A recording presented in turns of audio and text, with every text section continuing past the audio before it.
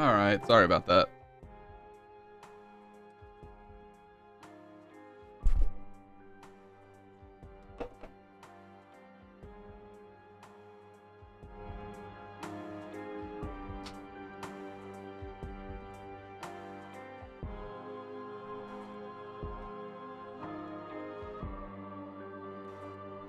Ooh, that's zoomed. I was zoomed in just a tad too much right there.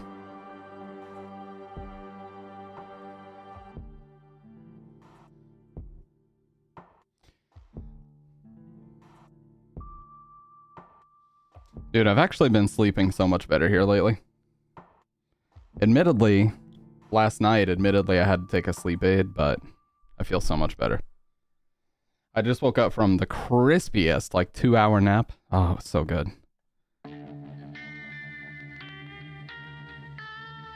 I know some people have very strong inclinations and feelings about naps, but I love that shit, dude. Make fun of me if you must. Naps are fucking awesome and essential to my daily routine.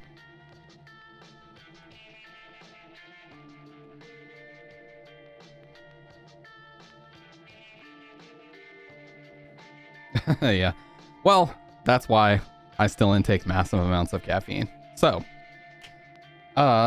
first thing I wanted to talk about, I ordered a new mixer for the stream. So it's called the Roland Bridgecast. I was talking about this a little bit last night. I did end up picking one up, and I'm going to make a video about how it compares to the Go XLR here. So I want to show the promo video that Roland released about this thing. So here's the promo video that Roland released. Sorry about that. Quite loud. Sorry about that volume. Woo! Okay. Are your ears okay? Did the drums get ruptured? I'm sorry. Yeah, I'm sorry. So here's the promo video they released about it, okay? So already, this is what it looks like. Now, what I'm using now, let me go ahead and pull up what I'm using now so I can show. I am using this. Wait. Yeah, this. This is what I've been using for almost 2 whole years now. I started on the mini right here, and this is the full-size version that I'm using now. This originally came out in 2018, so this is pushing 5 years old now. But this is the new... I mean, this was literally announced a month ago, January 3rd. So, let me show you this. This is how it works. I'm Gabriella, and this is Bridgecast. It's very, yeah, it is nice, but I want to make a video comparing it to this one because this one has features that the Go XLR does not have. This presentation is a little bit cringe. It's very how do you do fellow kids with some of the terminology that she uses, but I digress. Let's watch. The Roland Bridgecast is an easy-to-use, all-in-one audio interface and mixer for pro-level gaming and streaming. Pro level? It's designed to give you it is lit, the best possible sound with high-quality inputs and outputs, game-optimized mixes in EQ, and an array of built-in vocal effects. All of this is managed by Bridgecast onboard processing, so there's no added strain on your CPU. Its sleek design and small... Of course they would show. Oh, can't hear it. Footprint fits in... Wait, what? You can't hear the video? It's coming through just fine on the... Oh, it's very low. Okay. I'll fix that. Let me... Hang on just a sec. I just got to make a couple of adjustments here. This is one of the things that this does, is it has an onboard volume knob, so I wouldn't have to go into software and make changes like I have to right now.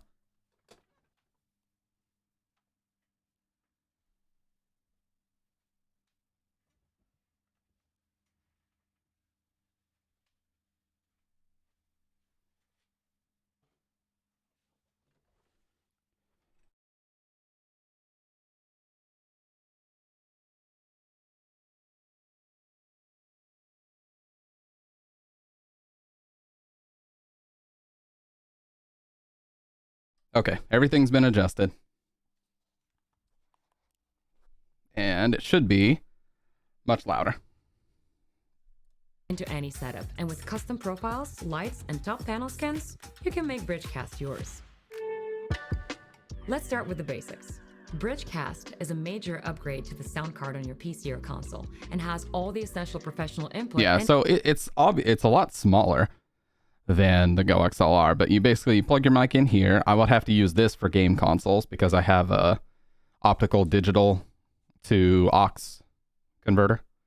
I would have to use this for like the Xbox One or PS2, PS3, whatever. Oh yeah, pro level and professional are probably the two most common words in this video. But, you know, USB-C, convenient. And then just 3 headphone jacks and a mic input. Output connections. For microphone inputs, there is an XLR connection with a high-quality 75 decibel Roland mic preamp. You'll be able to connect any dynamic or condenser mic to the Bridgecast without needing any external preamps or mic activators. Bridgecast can also connect to a headset with an onboard mic. Just plug into the 1/8-inch headphone jack. You'll be able to choose between mic inputs depending on your use case via the app, and I'll go more into this later. Next is the auxiliary input jack that lets you bring in music or audio from another device. Okay, so now here's where we get into the features that the Go XLR does not have. Dual bus, meaning there are 2 mixes going on at once. There's a personal mix and a stream mix. So you can adjust the volume in your own headphones for all these 4 different things, including several others in the app. And the stream can get a completely different volume. And hell, like I can play music that I can only hear in my ears, but you guys can't hear, or I can play music that only you guys can hear that I can't hear because I'm trying to focus on the game. It allows you to do 2 separate mixes at the same time. So that's cool. Bridgecast is a dual bus audio mixer, which means it operates 2 mixes at once. With a personal mix and a stream mix, you're able to independently adjust the levels for you and for your audience. Now, let me show you how that little smile she does after every sentence. That's her presenter smile. Streaming. So if I'm playing an FPS, usually I don't want to hear. This is definitely not Valorant, by the way. It's only the exact gun model from Valorant, but the rest of it is just whatever the fuck this is supposed to be. But this is definitely not Valorant, the video game. Hear any music in my headphones, but if I do want to keep a soundtrack in my stream, then I can separately adjust those music levels.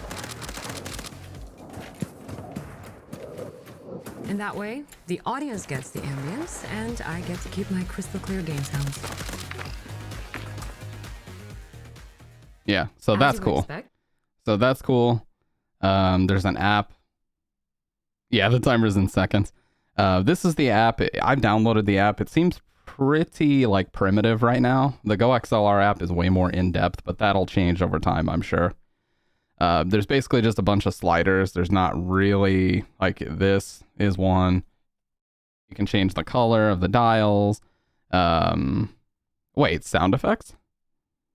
Oh, so I guess you can play sound effects. Okay, cool. So I thought this wouldn't have a sample pad, but apparently it looks like you can play sound effects with these. Sound effects A, sound effects B. I'm assuming you'd be able to import sounds into this if that's the case. I have a lot of them recorded, so I would still be able to hit that or... Oh my fucking lord! You know, the essentials. You gotta have those. Channel. I can choose to route that knob so it adjusts the level of something else. The app also lets you get into detailed EQ and effect settings. Okay, so inside the app, you can adjust all kinds of in-mic parameters. There is a low-cut filter. Yeah, so these are, again, this is the same sort of features that the Go XLR already has. Low-cut filter for your mic, noise suppressor, de-esser, compressor, and all this shit. I'm basically just going to copy my settings one-to-one because I've spent months and months and months dialing in the settings that I really like on the Go XLR, so that ain't changing. What's up, Dave? Oh, appreciate that, bro. The room. Welcome to the room. But yeah, let me just max that out and then we'll go. A vocal compressor, a noise suppressor, and there's even... Yeah, so if I show you what I have right now, this is what I have right now to work with. So this is the Go XLR app. And you can see all the same settings that she was showing there are available in this. So gate, equalizer, compressor, de-esser, all this shit. Actually, I didn't even see a gate. Is there a gate?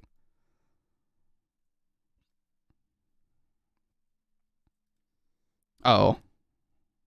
ratio, attack, release. Yeah, I don't see a gate on here. There's got to be one. But yeah, they're very similar apps.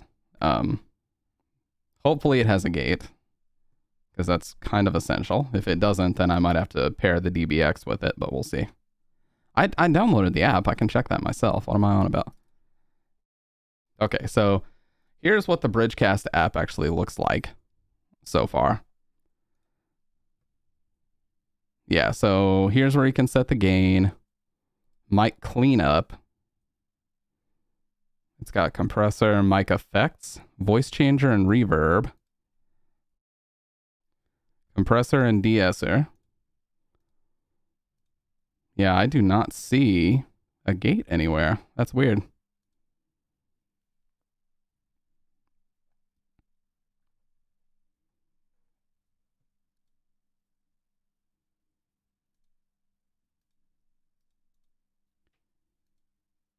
That, oh, it says noise suppressor gate. Or adaptive. Maybe that's it. Oh, that is it. That is it. Okay, I see. Noise suppression, meaning whenever I stop talking, the mic immediately shuts itself off. That's what they mean by noise suppressor. It's weird to call it a noise suppressor. Just call it a noise gate. That's bizarre, but okay. At least it exists and I can dial it in, so that helps. But like I'm saying, on the GoXLR app, it lets you fine tune every. You can either fine tune it or you can just grab these dials. You see. So if you don't want to fuck with all the granular, the really fine detail shit, you can just use these basic sliders to set these. But if you do want to mess with everything, you expand it out and manually set it all like I have. But it seems to have all the same features. And it has the dual bus mixing, so I can have a stream mix and a personal mix. So I think it might actually end up being better. It just depends on two things. If it does the two mixes at once and it's not super buggy, I think I will switch to it because it's smaller. It doesn't have a dedicated power adapter like the GoXLR does. It shuts off when your PC shuts off because it's plugged in with USB. And it's Roland, so they're actually known for making audio hardware. TC Helicon is pretty much nowadays only really known for this device. So it should be heavier hardware and just better in general for you guys, the audio. So we'll see. The Bridgecast is only $299, whereas the GoXLR I think is still going for like $5. Like I just checked, it was like $560 the other day, which I didn't pay nearly that much for that shit. But it is insane how expensive this thing still is. Yeah, look at this. $560 for this. And this shit came out 5 years ago. Like, that is totally not worth that price right now. But this is what the back of what I'm using now looks like. And it does help that it has the digital in for a console. So you can go all the way back to the PS2 for this. But the rest of it is identical to the new one. You know, you got line in, mic, headphones, line out. And this USB is ancient as well. But, yeah. Yeah, streaming is an expensive hobby, but, you know, these things, a lot of them, you just buy it once and then you're kind of done for like years. I mean, and Eternal Enigma, you guys know I love his streams. I love his content. He's been using his GoXLR since around when they first came out in 2018. So he's been using it practically every stream for 5 years and it still works fine for him. So really, this is just more of an experiment, and I really want to make a YouTube video comparing these two. I want to make a video, you know, discussing which one is better. The Roland is certainly more affordable, so if it can do everything that the GoXLR can do at $299 USD price tag, kind of a no-brainer. I say grab the Roland, you know, but availability is going to be very dependent on that. And like I said, we don't know how well the software is going to work. It might be buggy. Maybe it doesn't save your settings. I don't know. The app is kind of janky right now. But yeah, there's not much left on this. Then a de-esser, which can help soften the edge of those S sounds. Morph your voice and become your character with Become your character. Well, it does have the reverb, so I would still be able to do shit like this. But there's only like 2 or 3 effects on this versus, you know, just being able to dial in the different settings that you want. So, yeah. processing derived from Roland's famous VT voice transformers. Okay, so the first of these presets adds a reverb to your voice. See, so you can still do the reverb and all that shit. And then you can EQ the games. Apparently they're going to be releasing faceplates or swappable skins for these, I think. She shows this at one point. This part's annoying, though. Yeah, it shows here in a second. Yeah, you can change the colors of the LEDs depending on what you want them to be. I don't care about shit like that. I'll just leave it. Yeah, like that. They'll be releasing skins, I've heard. So this isn't like a replacement top panel. It's just a skin that's made out of a really thick material that you can just kind of layer on if you really want to. But bottom line is, I think that'll help production stuff. And I want to try something else because, like I said, the Go XLR is getting pretty old at this point. Yeah, the Simpsons donut design. Is that actually, that seems like what it's actually supposed to be. But the Go XLR is getting pretty old, and that's not the reason why I'm switching or trying to switch. The reason is the people who designed the Go XLR don't work at that company anymore. Oh, what's up, Stoned? Yeah, that's a mixer that I ordered, so I'm going to be testing it out on the stream. It says it's going to be here tomorrow, but I doubt it because it's still like 3 states away. Yeah, the people who designed the Go XLR, they don't even work at that company anymore. They already left, and I don't even remember what happened with that. But basically, there will not be a Go XLR follow-up because the people who designed the preamps and the analog limiters and all that, they don't even work there anymore. But yeah, this is what it looks like very close up from the front. You've got, instead of 4 sliders like the Go XLR, you've got 4 dials. I think you can press these in, and that's where you get your sound effects. I think you can press these buttons in, but then you have your touch to mute on each one of these. Yeah, this is a brand new product that Roland has released called the Bridgecast. I mean, this thing literally became available within like 4 hours of it becoming available on Sweetwater. I ordered one. Big Roland simp. Yeah, they're well known in pro audio. Well known. But yeah, there's 48 volts phantom power, mic effects you can turn on and off. There's the pitch and the formant effects that you can change, the EQ. And then what I really like is this little section over here. You can swap between the stream mix and the personal mix to adjust the volume independently. You can do mixed link if you want to adjust the volume for both at the same time. And here is your personal headphones volume knob, which is great to have because right now I have to go into software and I have to go to mixer and slide over here and go to headphones and adjust this slider. That's how I adjust my headphone volume on the Go XLR right now. So kind of questionable. So yeah, having a volume knob like that is good. And if I want to change the mic monitor volume, I also have to do that from in here.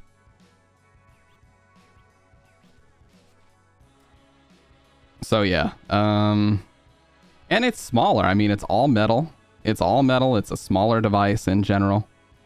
So it seems to be, you know, pretty solid. So I'll be making an a very, very in-depth YouTube video comparing the two. Hell, I might do some of that on stream. I might shoot some of it on stream and make it live. As a famous man once said, well, famous as a guy once said, we'll do it live. But yeah, I'll compare the two and just kind of talk about the features, the software, the differences, and all that shit. But it is cool to see other companies actually get in on making like stream mixer hardware. Go XLR is too expensive? It is. I agree with you 100%. I got mine on a Black Friday sale, and even then that bitch was like $3.99. So it is overpriced as fuck for what it is. And you know, it's really stupid, Salt. What's up, by the way? I'm glad you're back on your main. That whole Twitch refusing to give you back your main debacle is finally over. What's really stupid is you can't find really in-depth technical specs about the Go XLR, like headphone output impedance. This is something that's really important. So I don't want to go super in-depth or technical, but basically headphone output impedance means how much of the signal is being bled off before it reaches your drivers in your ears on your headphones. The Roland here says that it is 10 decibels of output impedance. So if you use 63 ohm headphones like these, you may notice some degradation in the bass. However, if you use the DT990s, which are 250 ohms, that 10 ohms, you're not going to notice the difference. So I'll probably end up using these with the Roland, unless I can't hear any difference in these. I searched for hours when I found that spec. Steam updated Thwack keyboard for Steam controller, and I hate it. I checked for like hours when I found out about the headphone output impedance spec a while back. And there is just no information online. Nobody has it officially documented what like DAC chip that's in the Go XLR. Nobody has the headphone output impedance. No, nothing. I can't find any technical information. I even asked in their Discord, and they said that they didn't have access to those technical specs, but they can tell me that it will power 250 ohm headphones just fine, which it does. It does do that. But I don't like that. I don't like that there's no spec that I can look at, whereas Roland just straight up tells me, yes, there are 10 ohms of headphone output impedance. Boom, done. I know it. Cool. Let's move on.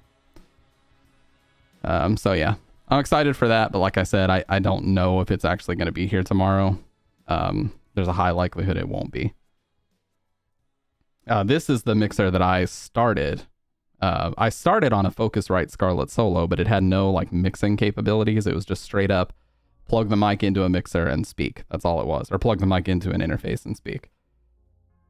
Then I upgraded to this, which is basically just the left section of the Go XLR. If you were to just cut it right down the middle, it's just the left portion of it.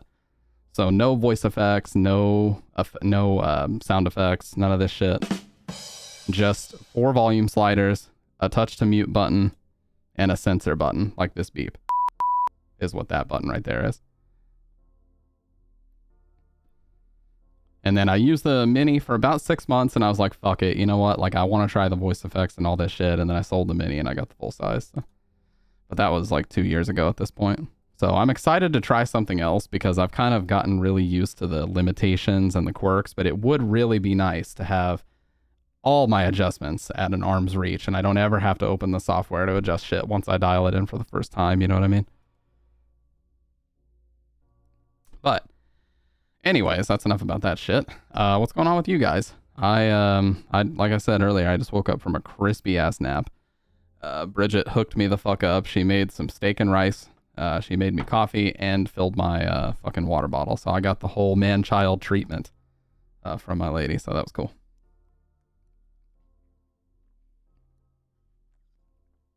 And you know what? I'll take that shit 7 days a week. I will take that shit. Let me blow my nose.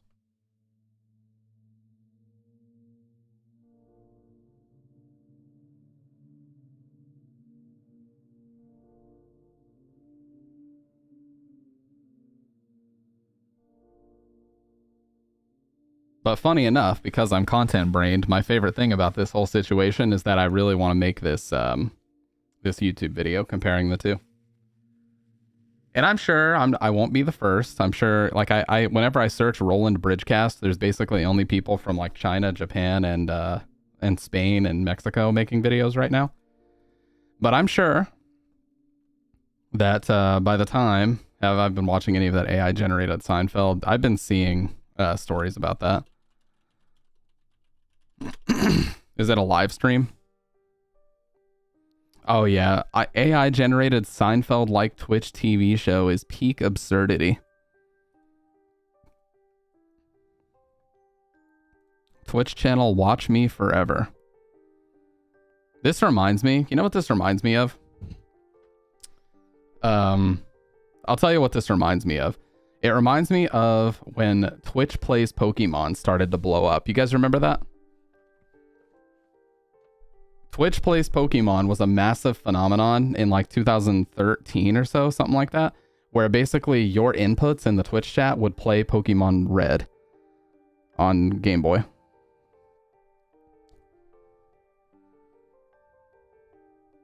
It's Nothing Forever, an AI/ML generated television show. The moral of the story is that the key to staying fit is finding a diet that works for you and sticking with it. Otherwise, you're just setting yourself up for failure.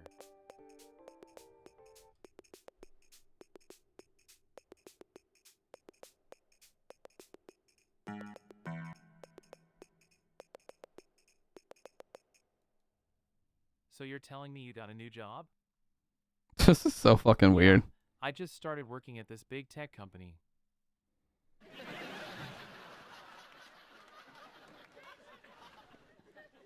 That's great. So what do you do? I'm a software designer.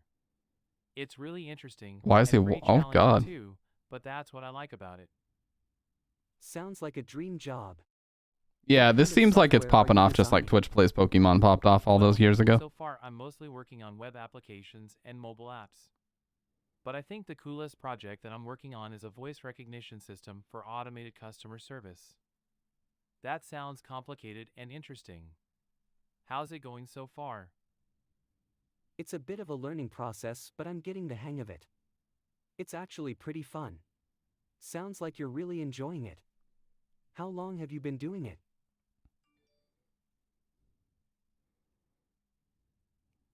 Has it ever broken?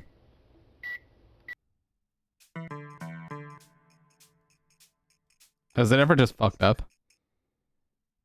So, I was in the bank today and I asked for some money.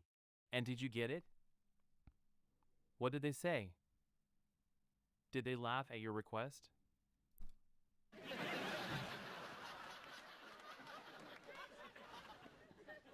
Did you get the money? No, they said I wasn't eligible for a loan. He just So went I through the asked if I couch. could speak to the manager and he laughed and said no.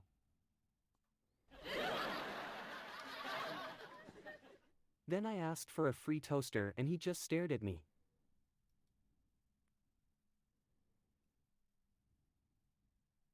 Dude, this is so fucking uncanny. This is really fucking weird.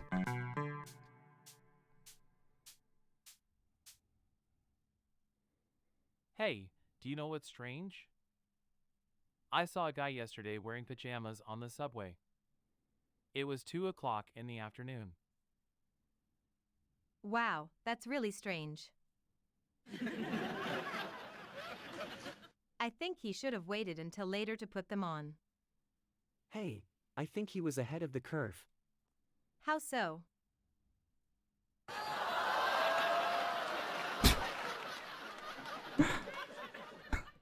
I Not heard the there's a fucking. new fashion for wearing Oh! pajamas in public. Really? I don't think I'm ready for that yet. This is just fucking weird, man. Well, honestly, I think it's a great idea. No need to worry about what to wear in the morning. Either way, we should probably change out of our pajamas before we go out tonight.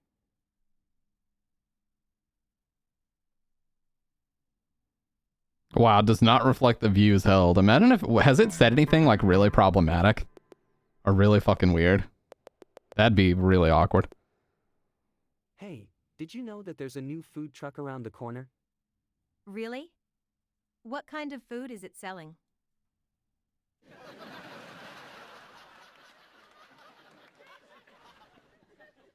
I heard I it's wonder sort how of an long this old is gonna dish. last as a meme. Mole? That sounds quite exotic. I know, I'm thinking of trying it out. What was the name of that place again? It's called Mullet Mole. You know, mullets and mole, get it? Oh, I get it. That's kind of funny. You know what? I'm gonna do it. I dropped the follow. Oh.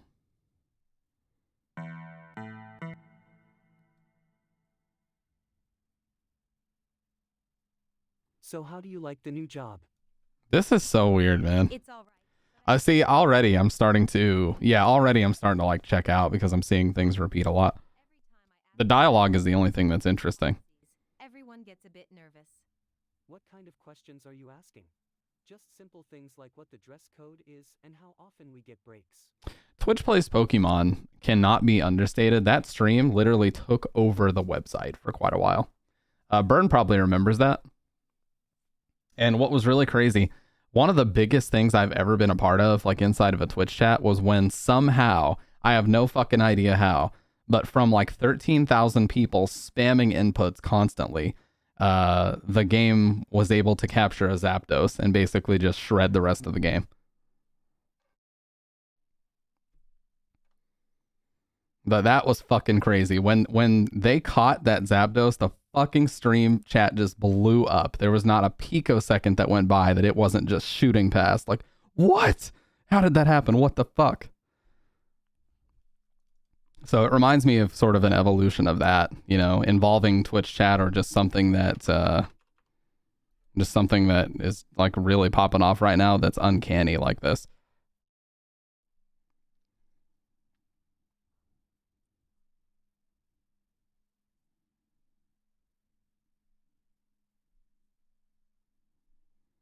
It has its moments.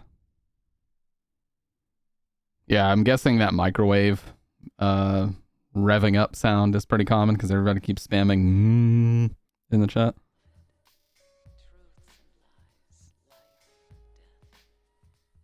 The most popular clip later. Oh no, it's got to be problematic stuff, I would imagine.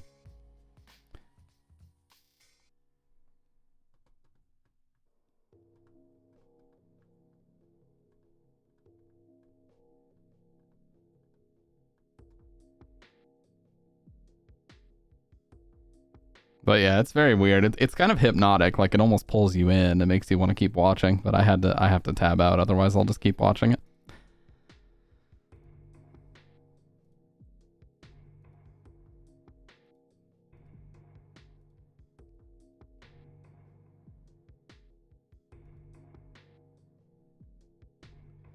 Oh, but yeah, you know, AI is fucking getting weird, man. We're officially in that phase where shit's starting to get weird.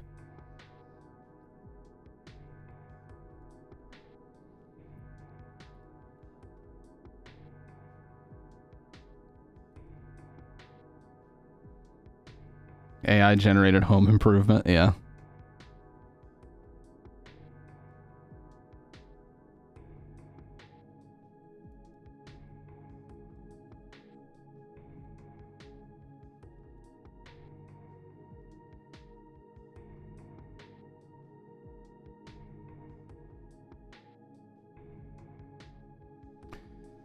Oh man. Yeah, see, I saw that, and I also saw the I mean, the whole AI art thing is already a big conversation right now that people are discussing, and now we're talking about fucking just AI generating an entire TV show. Nobody even really has to run that stream. You just click start and it just runs forever, dude. You just click start and that shit runs forever.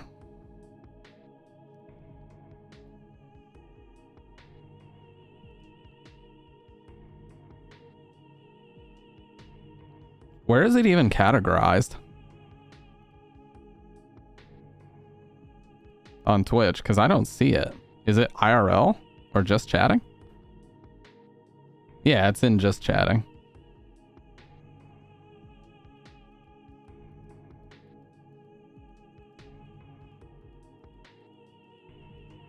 Yeah, it's in always on.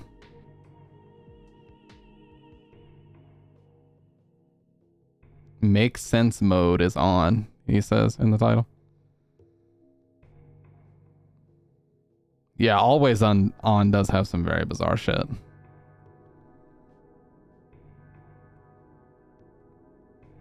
A couple years ago, I found this always on stream. Now, this is some of the weirdest shit. The channel got banned shortly after I found this, but there was an always on stream where all it was clips and a compilation of women like putting their feet on tables or furniture in TV shows and movies. And it was like sneakily getting like a few hundred views. That's all it was. And then I was like trying to tell somebody about it. I was like, dude, this is fucking crazy. Why does this exist? Because I was just, back then I was big into just like finding the weird shit on always on. And then as I went to get back, it was banned. Like somebody had taken the time to stitch these clips together of like in sitcoms or whatever. Like I remember Married with Children was one of them where she just like puts her feet up on a coffee table. It's like, what the fuck, dude? Good God, people have too much time. If you really want to find the weird shit on Twitch, you need look no further than the low viewership just chatting. Hey, I'm one of them. Not that weird, but you know, stranger things have happened. We'll say that. Oh, apparently there was some new Resident Evil 4 remake info that dropped. I used to also do that. Yeah, it got old after a while because there's just so much content to wade through, and at that time I was so into streaming myself, it didn't really make sense to keep doing that, but I used to be really big into like browsing, just chatting, and then just scroll down and down and down and down and down until I would find some weird shit. Or just, I used to love to just pop in people's chats and when I knew they weren't expecting it. And just say hi to people that had 0 viewers. I used to love doing that. Because it was so wholesome. Like, you'd see their face light up and they're like, oh my god, there's someone chatting. That made me feel really good. And it felt good to, like, help people stay motivated to stream, too. So I really enjoyed doing that. Yeah, always lowest to highest. Yeah, don't sort it high to low like they have by default. Fuck that shit, man. I'm trying to help out our small creator friends, just like me. Like I said, I don't have a big head. I know I'm very small. I think it's all about perspective too, because there's that famous clip of the kid that like freaks the fuck out because he got his first viewer and the chat message pops up and he like starts crying. That's just a beautiful moment, man. Everybody remembers their first ever Twitch chatter. And that really, it's either going to motivate you or it's going to drive you to do more, or it's going to demotivate you if it, you know, it's all about how you react to it. I showed this yesterday, or yeah, I showed this last night, but check this out, dude. DSP got a birthday shout out. Guess whose birthday made it to the local news? Watch. And happy 40th birthday to Philip in Brenton. Hope today is a positive day full of video games and championship wrestling. Love Kat, Son, Jasper, Howard, John, Rich, Jordan, and everyone down at the farms. I'm sure he's watching WrestleMania. I hope it's a day full of positive energy. I'm sure they spelled it positive. Video games and championship wrestling. That fucking picture, dude. And somebody said in the comments, you can tell from the tone of her voice, she thinks he's special needs. It's so fucked up. Today is a positive day full of video games and championship wrestling. Love Kat, Son. Oh my god, what's up, Venom? Oh my god, dude, that's so fucked up. Punished DSP. A man denied his positivity.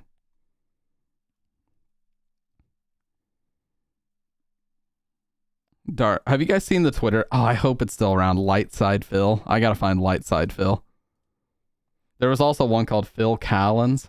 K-A-H-L-I-N-N-S. Phil Callens was an awesome account too. Damn it, dude. Phil Collins is gone. What about Lightside Phil? No, dude. They're all gone.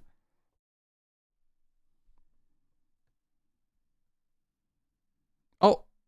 Oh, no. Lightside Phil got suspended. Fuck.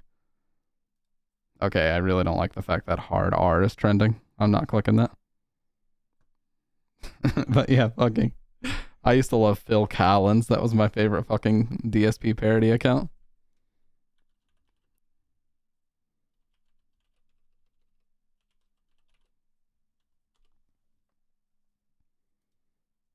Lightside Phil. Yeah, it was a fucking stupid picture too. Let me see if I can find it. It was well known. Yeah, here's the Lightside Phil profile picture.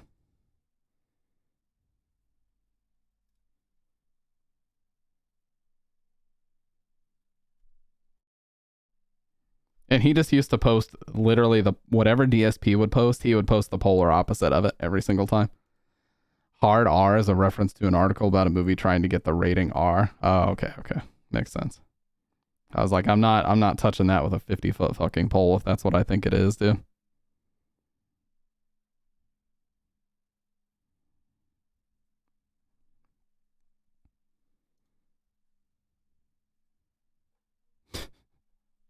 Oh, sorry. I had it muted because I was talking about the Seinfeld show. It kind of is what you think it is. Everybody laughing at the mistake. Oh, okay. Yeah, I was like, I bet it's a bunch of memes of like, oh god, I was streaming and I saw the hard R was trending and I was afraid to click it. That's how I felt, dude.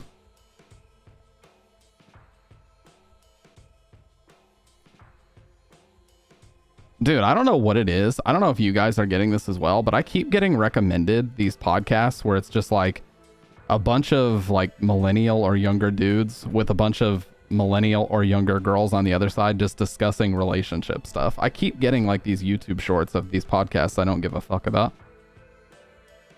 It's like they're being pushed really hard by the algorithm right now. One of them's called Whatever, and I keep getting YouTube shorts of Whatever and Whatever Second. Oh yeah, him versus the Flowchart Ken Black Hawk Down. And then Pitt's not been around in a while, but he's a very busy guy. He actually knows Evil AJ, who's the guy who made the very, very first This Is How You Don't Play. And I believe it was Metal Gear Solid was the very, very first one. The very first This Is How You Don't Play. Let's find out.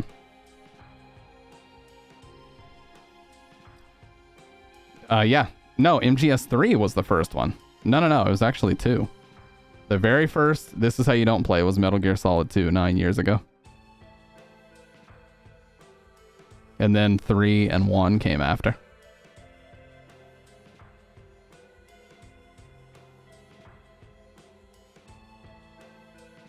This Is How You Do Play Big Boss Run. That's cool that he did that.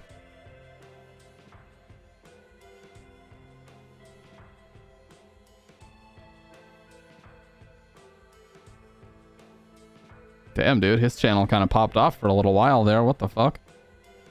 And then right after this video, it just died down.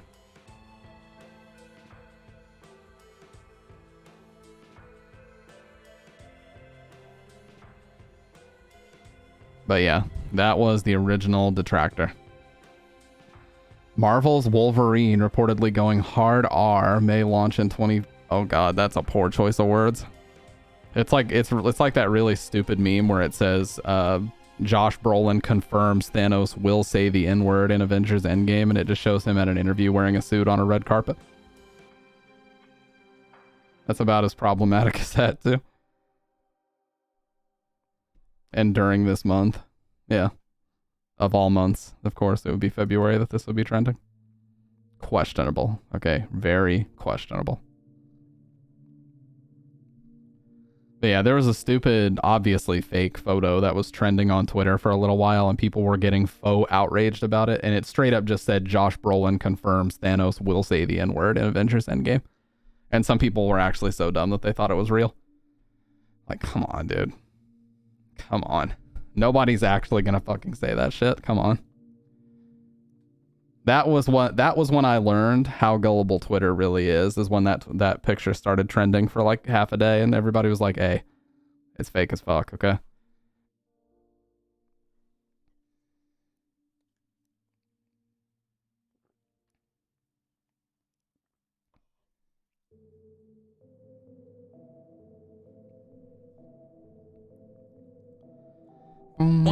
Oh god, my ears.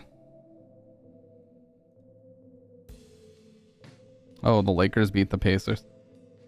Look, I'm from the Canton, Cleveland area of Ohio, so I'm a LeBron James fan. Hate me if you must. I'm not a bandwagoner for whatever team he's on. I especially didn't like him with the Heat, but I do like watching him, and it is crazy the records that he's about to break, so.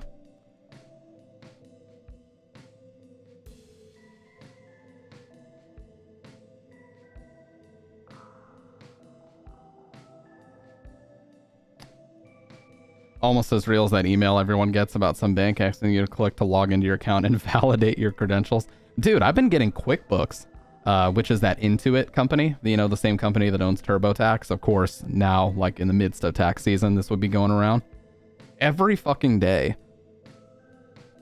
I get an email that's like, your QuickBooks invoice. And it tells me that I owe the exact amount that my tax return was in euros. It's like, you owe X amount of euros because you bought these books. It's like, fuck out of here, dude. I keep blocking it and they keep sending it to me from different emails. Like, how fucking stupid do you think I am? And I've changed. I don't know what's up with my Facebook account. Somebody is like desperately trying to get into my Facebook account, man.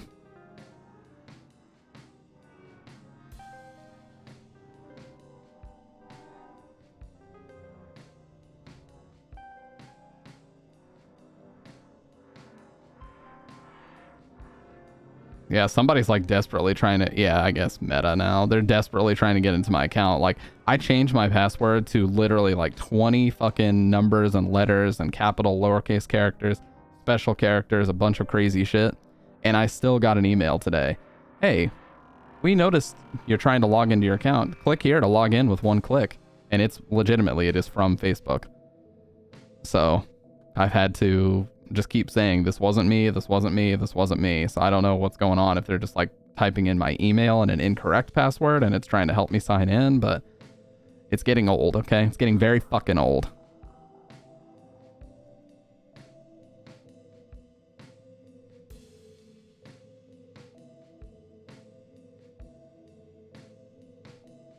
I said it's very sad and it's very unprofessional, huh? They can have mine, have a field day. Oh, and since Idiot Musk took over Twitter, they can have that too. Yeah, I know this is kind of paradoxical just based on the amount of time I spend on Twitch, but I'm just getting very exhausted with social media and the way that it works, the dynamic of it, you know what I mean? So look at what's trending right now on Twitter. Hard R, the Chinese, and Chinese spy balloon. Like, I don't want to click any of these because it's just going to be a never-ending shit show. Yes, I get that it's, you know, the way it's structured is to be sort of like a news, sort of a news outlet at this point.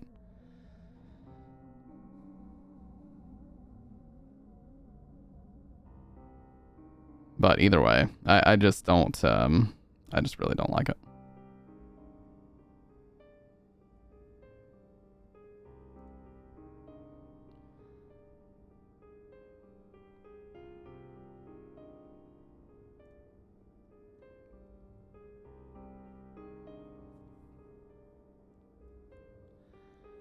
What are we talking about? Oh, Twitter. What's up, by the way, Panda? Just Twitter and dumb shit trending.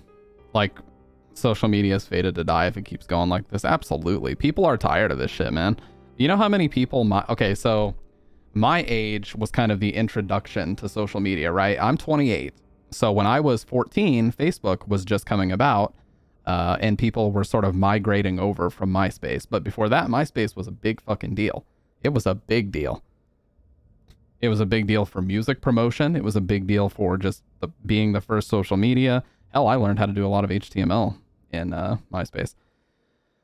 So when I was 14 or so, all of my generation, all of my peers, everybody in school, they all transitioned over about 2008 or so to Facebook. And the big thing about Facebook that made me switch over was the chat. Because if you remember, in MySpace, you had to send people basically emails. And you would have to send them a message, then you would receive a message, then you'd send one back. It didn't have like a live thread where you were just messaging back and forth and hitting send and it immediately sent. It didn't have that. That was the big feature that made me and a lot of people move over. MySpace made massive careers. Oh, for sure. Dude, some of the bands that I still listen to, like Alisana, they admit that if it wasn't for the two sites, Pure Volume and MySpace, they would not have gotten off the ground back in like 2005 or 6. A lot of bands say that it made their careers. Way back, like Hollywood Undead, they were a MySpace group. Now, however you feel about them is this, that, or the other, but that's where they started. So yeah. And now I think I've never seen more people my age that are absolutely sick to fucking death of social media. You know, we were introduced to it. We were the first generation through the door to be in our teens using these platforms. And most everybody that I remember from high school that were just gung-ho about it, they fucking hate it and they're sick of it now. Or they've just straight up deleted their account. Anytime if I ever try to get in touch with people I went to high school with just to catch up and see what's going on in their lives, I see that they've either deleted their account or it's inactive. Like they post maybe twice a year and it's like their anniversary with their SO or something. And that's where I'm at. I post maybe twice a year when mine and Bridget's anniversary rolls around, when her birthday rolls around, or when my birthday rolls around. That's about it. If it comes to any other immediate family member's birthday, I travel and I go visit them. That's about it.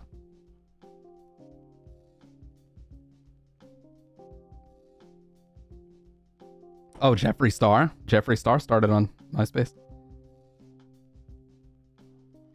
That's why I started on FB. I just wanted to keep track of my high school friends, family, etc. Yeah, and the chat feature was huge. The chat and the photo management setup that they had and the live chat were the big reasons why I transitioned over back then. When we were growing up, the older generation hated social media. Now they use it. I think they use it more.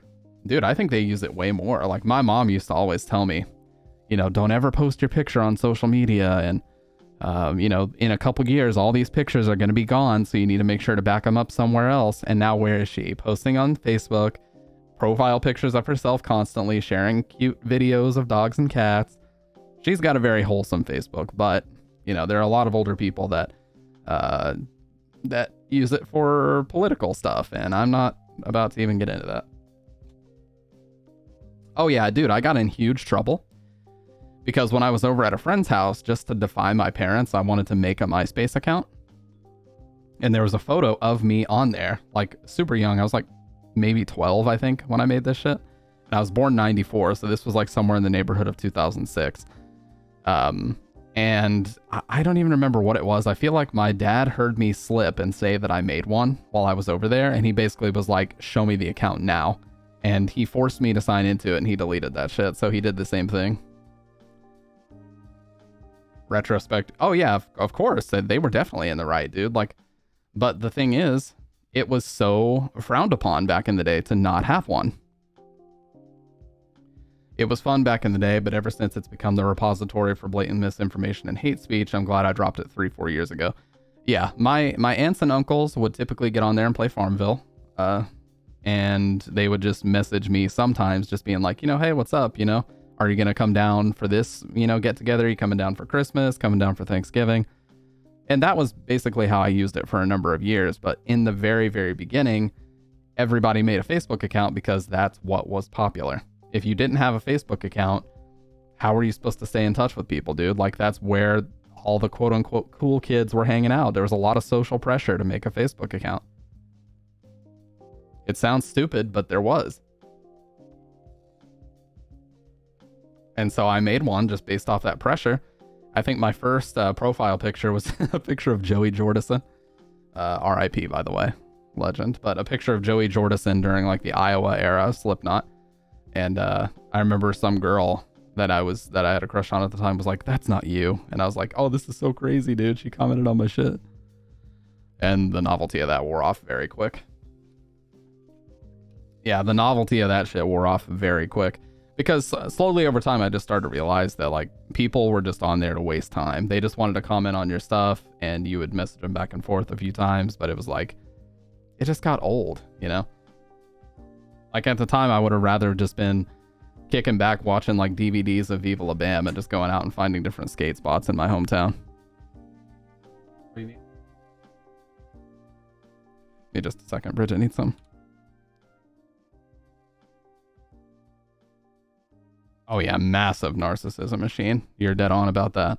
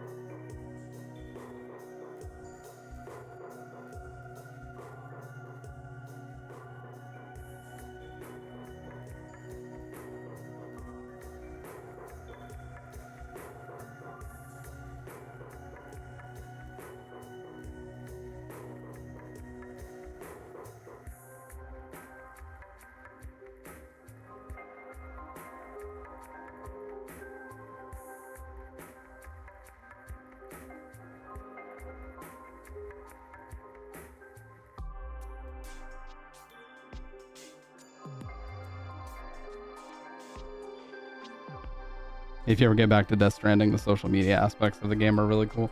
Oh, you mean like the like system and all that? Yeah, I'll have to set aside like 2 weeks to really just grind that shit out. Oh, his take on it. Yeah, yeah.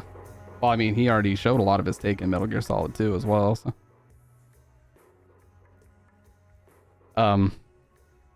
But yeah, you're dead on calling it a narcissism machine. And, you know, there's a saying about like when the penny drops for you, when you realize what it's actually meant for. And that was when I noticed people started setting their relationship status. And it basically just became a popularity contest of people using Facebook to just get a whole big bunch of likes because they're in a relationship with somebody. Meanwhile, they'd be out of said relationship in like 2 weeks, you know? It was used very stupidly in my high school. I guess COVID played a huge part in how social media basically became oversaturated in our everyday lives. People had way too much time on their hands, and what was fun just became insufferable. Yeah, I can agree with that for sure. You know, my family is very tribal in that sense. There's a lot of left-leaning family members and a lot of right-leaning family members. I remember specifically when the first stimulus check went out. It's like $1,200. So in the U.S., if you don't know about this, when at the time it was President Trump, he released a $1,200 stimulus check for everybody, as long as you were making a certain amount per year and you were working. And whenever that happened, my family basically got split right down the middle. You had the right-leaning people say, well, if you hate Trump so much, why are you accepting the money? And then you had the left-leaning people saying, well, if you hate communism so much, why are you accepting this money from the government? You know, and they were just like butting heads at every family get together. I'm like, can we just fucking eat some turkey and ham and mashed potatoes and talk about sports or some shit? Can we just talk about anything other than this? Like, the shit's getting heated. They're getting into personal attacks. I'm just sitting there trying to eat some fucking stuffing, dude.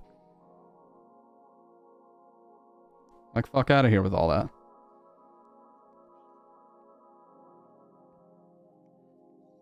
I don't want any part in that bullshit.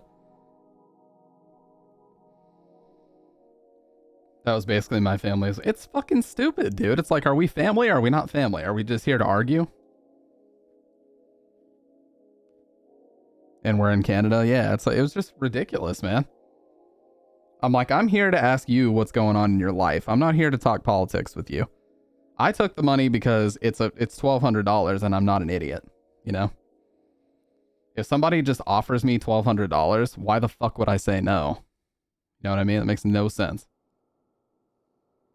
In any capacity, why would I say no?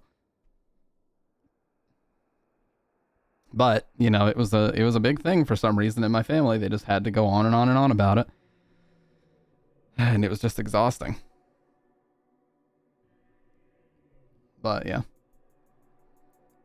And of course it extended to Facebook as well. They were like tagging each other and being like, whoa, but I thought you hated communism, or I thought you hated Trump. Or you're accepting his checks. What's that all about? It's like, don't be a hypocrite. I'm like, oh my God, you guys are acting like fucking actual middle schoolers right now.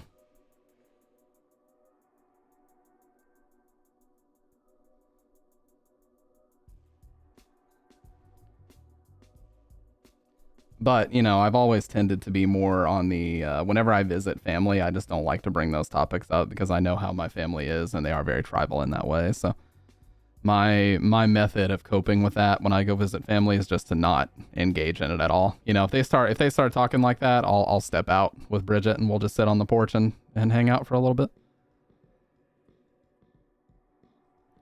Laughing at all the silliness and group fighting on Facebook pre-election, thinking, oh, this is funny shit flinging, but now it's been 7 years straight of it and it's mind numbing. Yeah, it is so old.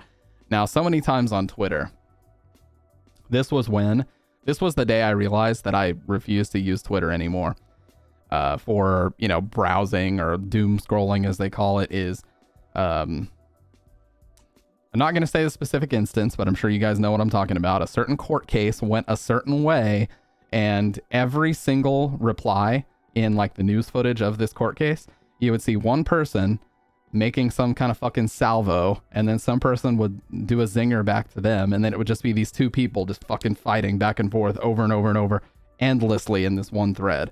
And after like 15 minutes of browsing these threads and just seeing this shit happen over and over and over, I was like, fuck this app. Holy shit. Fuck this app.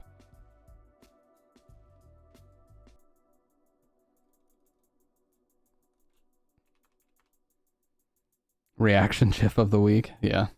I was just like, fuck this app, man. Like, imagine the people who actually spend time coming up with a comeback or an insult to sling on Twitter. It's like, yeah, got him now. And then the other person spends like 30 minutes and they come back with another insult and they're like, fuck yeah, got him now.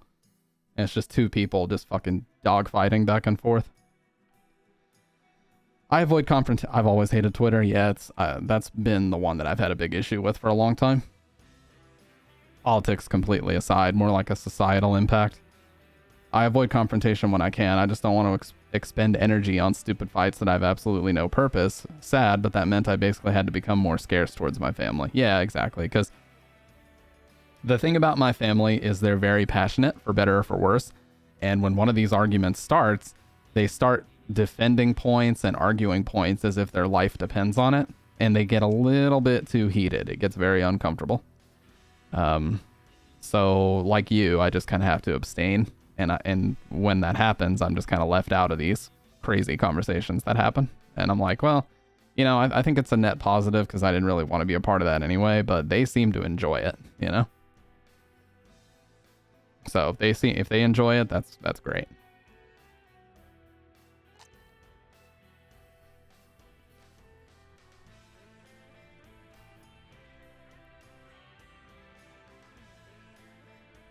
Oh my God, dude. So tonight, LeBron scored 26 points, so now he only has 63 points left before he passes Kareem. Holy shit. I remember when I first saw it, all I could think was, this is fucking stupid. Twitter, yeah. It's the new reality. Absolutely, it is the new reality. And now this is something I was kind of talking about in that podcast, the clip that I saw earlier, is some women and some men see you not having social media as a red flag. And some jobs. Now here's what's scary to me. I was told, okay, so this girl who was my coworker for a long time at a previous job, basically 10 months of 2018 and a few months of 2019, I worked this job. And this girl who was my coworker, she went to a different job, and she said that on the application they asked if she had social media and to write in with a pen her Facebook URL. And that's fucking bizarre. And someone from the HR department at that company that she applied to said that if you don't have social media, guaranteed you're not getting hired. And I was like, why? And, you know, she explained it to me. It made perfect sense because they want to be able to monitor you. They want to be able to monitor your posts and fire you if your posts make the company look bad. Especially if you're the type, which this boggles the mind, but some people insist on putting their workplace on their Facebook. I don't know why people do that, but they do. Sometimes they'll put even the little marker where you can see the exact pinpoint on a map exactly where they work. It's like, that's just a bad idea, dude. I don't care if it's 2022 or 2023. That's a bad idea. That I can go to some random person on Facebook and find out exactly where they work. That, and they want to know if they can use your circle to promote theirs. Yeah, absolutely. So apparently there are some companies that are denying people jobs if they don't have social media now. So I keep my accounts active, but I don't use them for really anything. The last time I tweeted, I think, was April of 2021, just saying, hey, I'm doing a Silent Hill marathon. I don't use it, man. People are such instigators on there. And this analogy I've said many times, but it's so true. You know, if you go on Twitter, you say something along the lines of, man, I really love waffles. This shit is so delicious. I love it. And then somebody will respond and they'll say, oh, so you fucking hate waffles and you hope that nobody who ever makes waffles deserves a job. Or no, I fucked that up. If you say you like waffles, someone will then respond and say, oh, so I guess you fucking hate pancakes and everybody who makes pancakes or instant pancakes in a factory should die. Like, that's what they'll do. They'll just take what you said and they'll just make up some completely other sentence and start instigating shit. And then you have to defend yourself. Well, you don't have to, but then some people will defend themselves and be like, whoa, I didn't say anything like that. And then there's a whole fucking debacle that's just been created because some dipshit didn't understand what you were saying. You can't express any opinions without someone popping up and saying, oh, so the dissenting opinion of what you just said isn't valid. Like, I didn't say anything about that. I didn't say a goddamn thing about pancakes. You said that. What's bad is that now they're using platforms like FB or Twitter to fish for posts you might have made years ago looking for dirt. Oh, absolutely. That's been going on for years, dude. Yeah, that's been going on for years, and it'll continue to only get worse. I don't know anybody in my personal life that hasn't said dumb shit when they were in their teens. Thankfully, my parents literally refused to let me have social media until I was about 16, which was a great idea because I would have probably done and said some stupid shit on there had they not done that. Well, I was 15 when I actually made my Facebook account, but you get the idea. But yeah.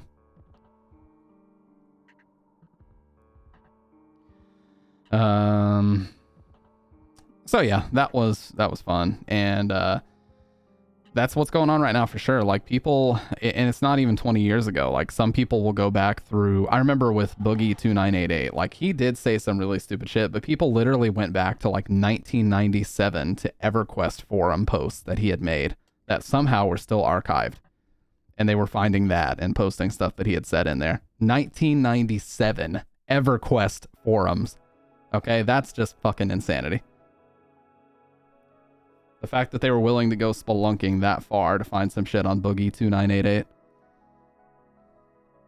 Unbelievable, dude.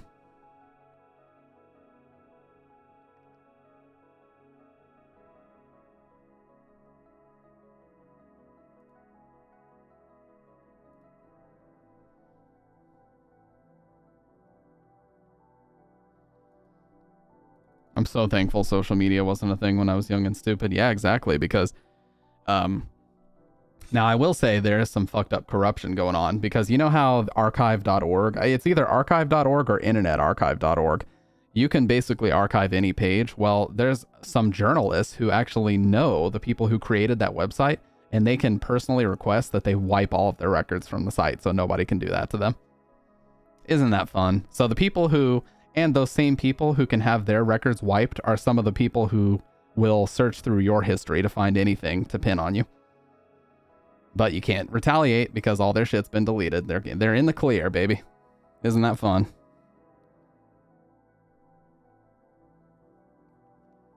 You can just call in a favor and have your uncle or whatever clear out your archive.org entries, and nobody can ever find any dirt on you. Doesn't Germany have a law, the right to be forgotten?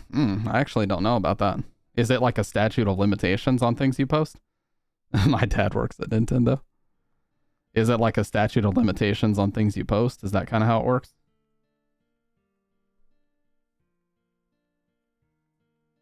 It's weird. It's like, are we going to have to implement some shit like that in the States where it's like, if you made this post 5+ years ago, it may have just not been politically or socially relevant at the time, and so you're not liable for that? It sounds fucking crazy, but are we going to have to introduce some kind of regulation or law about something like that? Who fucking knows, man? That could be where we're headed. It's like how if you try to watch an older movie on Netflix or Disney Plus, this little disclaimer will pop up that'll say, you know, some of the language in this movie is no longer appropriate, and just be aware that there may be some harsh language. And at first I was like, what the fuck? Like, what is this all about? But it's like, who knows, dude? That could be where we're headed with social media posts too. Yeah, I've seen them on like, I've seen them on a lot of stuff, man. I don't know the letter of the law, but you can demand your digital footprint to be erased. Oh, okay. Yeah. See, that's what worries me about using Twitter, because if you are even, and I'm not a streamer, okay? Let me just make that clear. I'm not like a part of the streamer crowd. But I do live stream on Twitch as a hobby. But if you're on the internet broadcasting yourself in any capacity, there's most likely someone out there who is looking to get you. You know, you never would think that there'd be somebody out there that'd give a fuck about Stampede_G. But if you guys had seen some of the DMs I've received on Discord, you'd be very surprised. I'll just tell you that. The only thing that I take more seriously than this stream is not putting those people's names in my mouth. So I will never say their names. I'll never show those messages because that's exactly what they want. But I have received some fucking DMs that were messed the fuck up. I'll just say that. Just because stuff is not okay to say or do now doesn't mean it didn't exist. Yeah, I don't understand the point of like these disclaimers. It doesn't, you know. I just don't understand the point of the disclaimers. It's like the rating of the movie should tell you what's in it. You can look up any movie and find out what's in it. You shouldn't need a streaming service to tell you what's in it. You know, if you're going to watch a movie from the 70s, 80s, or 90s, just be prepared for language that was culturally acceptable in the 70s, 80s, or 90s. Do your research beforehand. And quite honestly, how I feel is if watching a movie can bother you that badly that you need the disclaimer, don't watch the movie. Don't even risk it.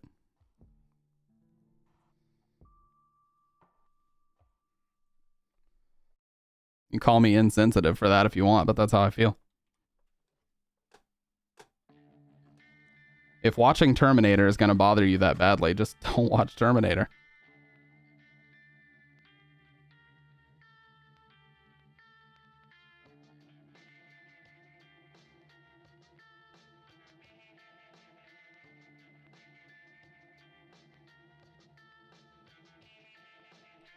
You believe it? Yeah, dude, it's fucked. But like I said, the only thing I take more serious than just, you know, putting time in and effort on this stream and having a good time, relaxing is not giving those people any seconds of attention on this stream. I blame the one that got burned by hot coffee from McDonald's and sued all those years ago. Yeah. See, that was a big eye-opener for me, was when I found out that that was the furthest thing from a frivolous lawsuit. It's hot. Why are you putting the cup on your crotch and moving in a moving car? Yeah. Well, yeah, that she ended up with severe burns. And the thing is, McDonald's made it act like she wanted a few $1 million out of them. She didn't even want that. All she wanted was for them to pay her medical bills from that incident. That's all she wanted. And they basically paid a bunch of people at the time to run stories in the news that she was just some clout chaser that wanted a big lump sum of money from McDonald's because she decided to pour coffee on herself or some shit.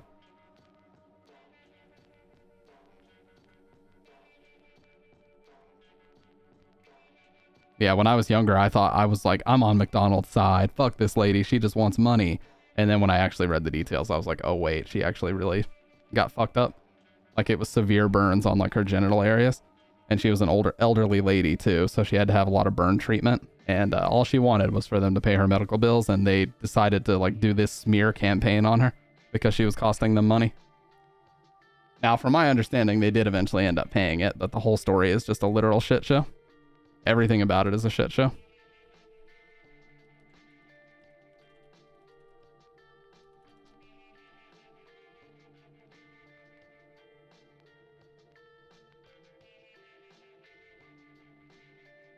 It happened in 1994. Good year. Year I was born.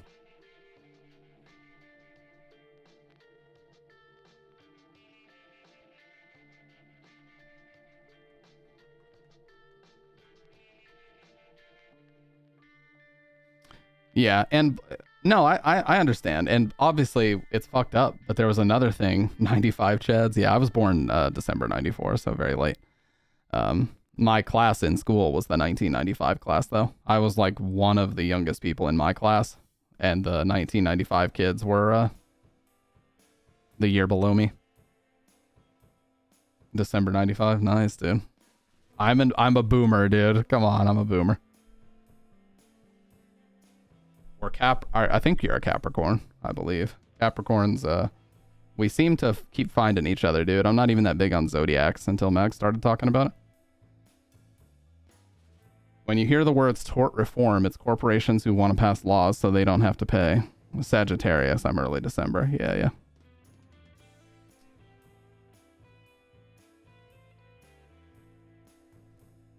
In technician circles, that's what we call how shit is supposed to work 101. Yeah. The other thing that was fucked up is they were apparently brewing it at up to 190 degrees Fahrenheit, which was near boiling. And yes, I'm reading up on it because I remembered reading some fucked up shit about it. So that's something that they did end up getting in trouble over. The jury concluded that the handling of its coffee was reckless and irresponsible, and the lady was entitled to more than $20,000, suggesting she get nearly $2.9 million to send a message to the company. They settled for far less than $600,000, and McDonald's changed immediately the way that it heats up its coffee. So, yeah, this was and the quote of the thing is, "This is an incredibly rare case where a working class victim actually beat a huge team of corporate lawyers and made the world a better place." Now, I think that's a little bit over exaggeratory about a cup of coffee, but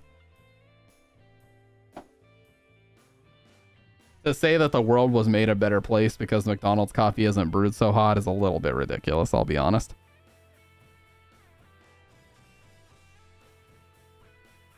The thing is, and I know because I was working for Mickey D's at the time, is that they decided to raise the temp and served coffee because they got sued for selling cold coffee. And good lord, it's like they can't win for trying, dude. Hot coffee, did somebody mention that already? No, nobody mentioned the documentary, but I remembered just kind of expose that I had found about it a few years ago. Not really expose, but it just, it just cleared up some of the facts that people weren't aware of. Because if you would believe the story that McDonald's has kind of pushed out into the wild, it would basically be to say that a lady poured it all over herself specifically to say that she got burned, and then tried to use that as a frivolous lawsuit to get a bunch of money out of McDonald's. That's basically how they spun the story, which couldn't be further from the truth. It's a ridiculous situation all around.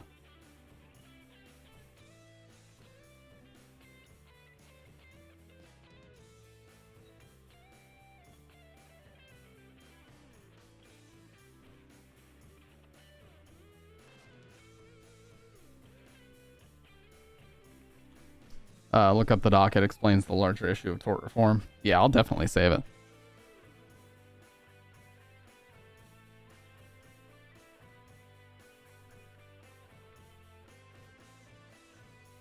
How do you guys feel? I have a quick question because this came up today at work. How do you feel about sports leagues? Are they rigged or are they not rigged? You know, I'm talking about U.S. sports league, the NBA, the NFL, all that shit. Do you think that's rigged?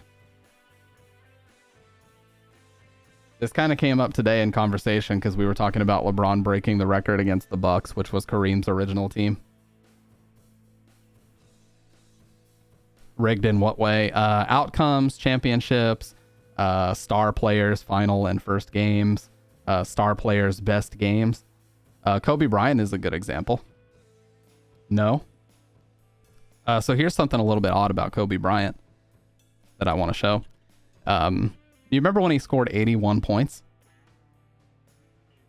Did you know that that was his 666th game?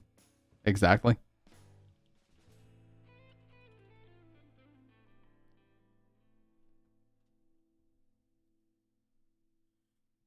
So that was his 666th game, and someone has actually gone through and done the math. What would be the point of rigging it? Sports betting odds, scripted outcomes, because the natural progression and competition of sports wouldn't be as interesting without it. A lot of people think that this is the reason why star players crumble and fall apart so much when it really matters, or they make really stupid decisions when it really matters, despite them being like transcendent athletes, because it makes better TV. But sports betting is a big aspect of it. Anyways, so, yes, Kobe Bryant scored 81 points on his 666th game. Did you also know that he was famous for the 666 workout routine? Kobe Bryant's Muse motivational workout plus his 666 workout routine. He trains for 6 days a week, 6 hours a day, and 6 months in a year. 6 hours of training are divided into 2 hours of track work, 2 hours of basketball skills, and 2 hours of weightlifting. It just sounds like they're trying to like make it sound, you know, it just sounds like bullshit to me. And it's bizarre that why he's so obsessed with this 666 shit.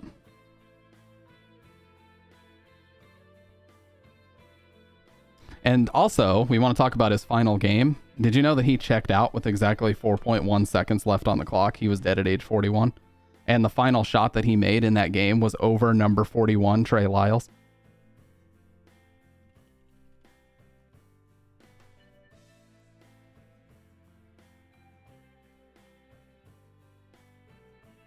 That's a lot of coincidences, I will admit. But the infamous, like, well, not infamous, but the photo of him actually checking out for the final time.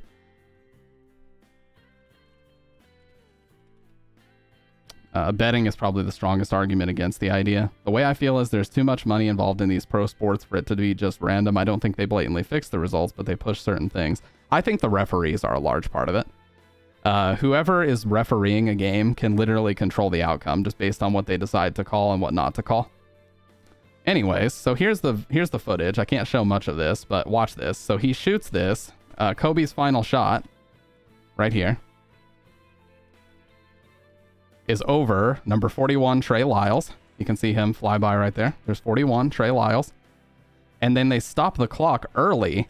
And it ends exactly at 4.1. They actually stopped it too early. It was not supposed to end at 4.1.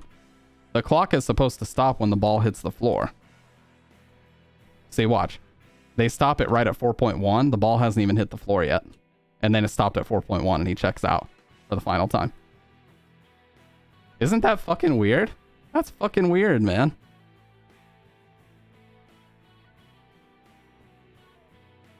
That's eerie to me, that type of shit.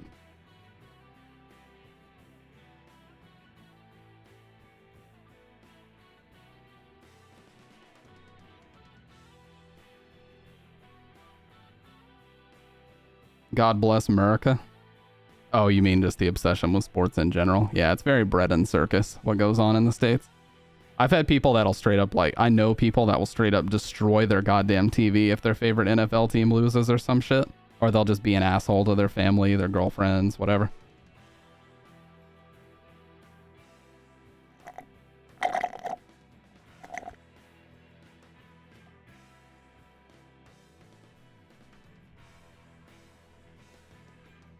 Never assigned to malice what can adequately be explained by incompetence. True. That is true. I think it's also a lot of the way people's brains work. Like, our brains are always trying to find patterns with things, and while that is bizarre to have 241 connections, which is just so happens to be the age that he died at, I don't know, man. Oh, he was dead on January 26th, I believe. Let me see. Yes, he died January 26th of 2020.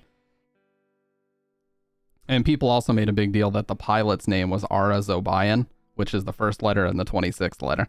So dead on 126 with a pilot whose initials equal 126.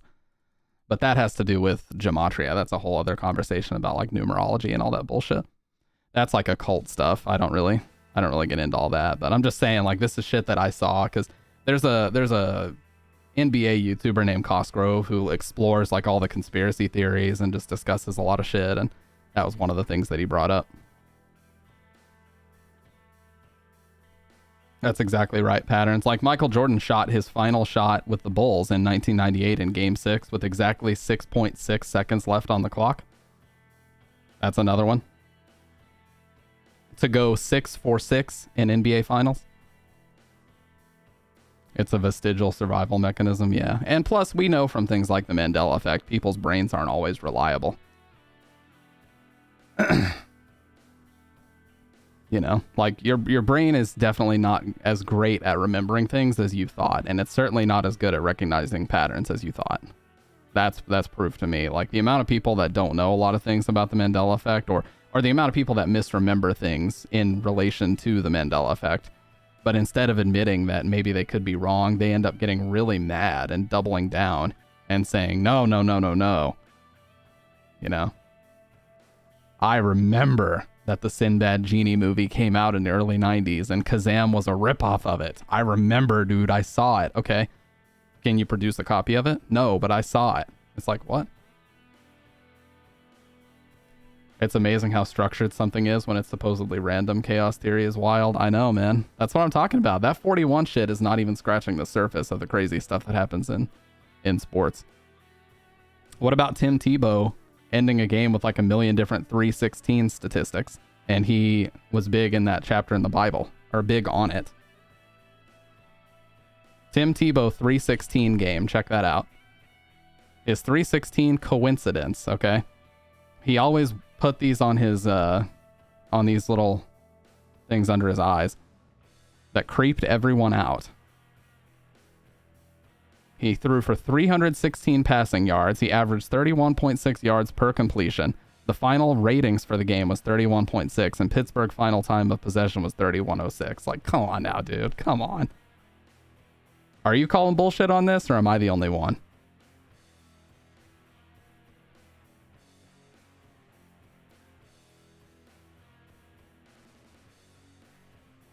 That seems like a script to me. I'm just going to say it.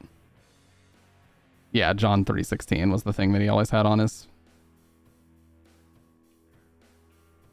That's the type of shit I'm talking about, because unless you actually are the person who's tabulating the statistics, do you know if he really averaged exactly 3.16? No, you don't know that. The people tabulating the statistics know that. Oh, what does John 3:16 actually say? Let me see.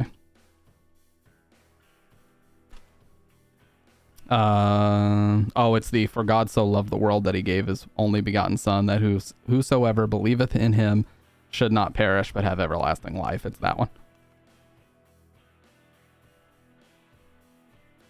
But yeah.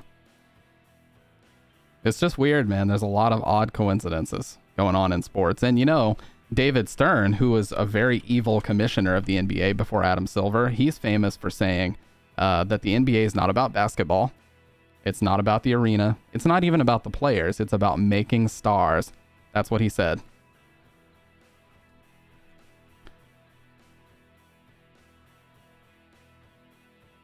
He says that his biggest claim to fame is creating a system of star players.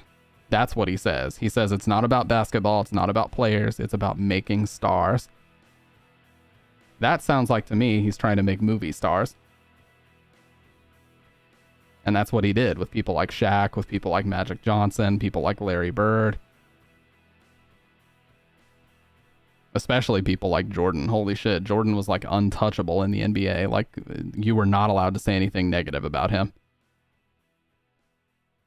Yeah, that's what it said. Imagine we flip open the Bible and we all had a Mandela effect where that's what we thought it said, but instead it actually says Tim Tebow shallest score 316 in this exact game.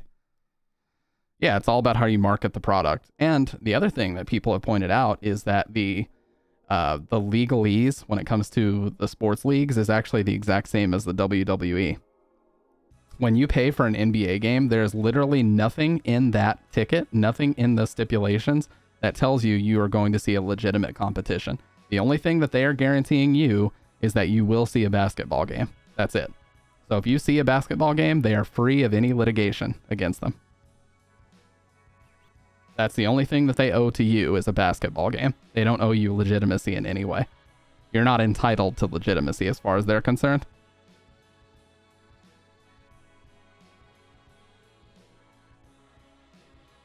The NFL's the exact same way.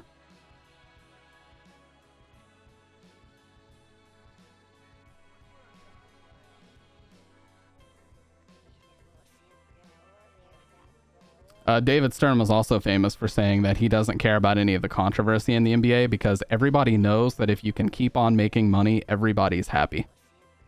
That's the type of guy who was the commissioner of the NBA.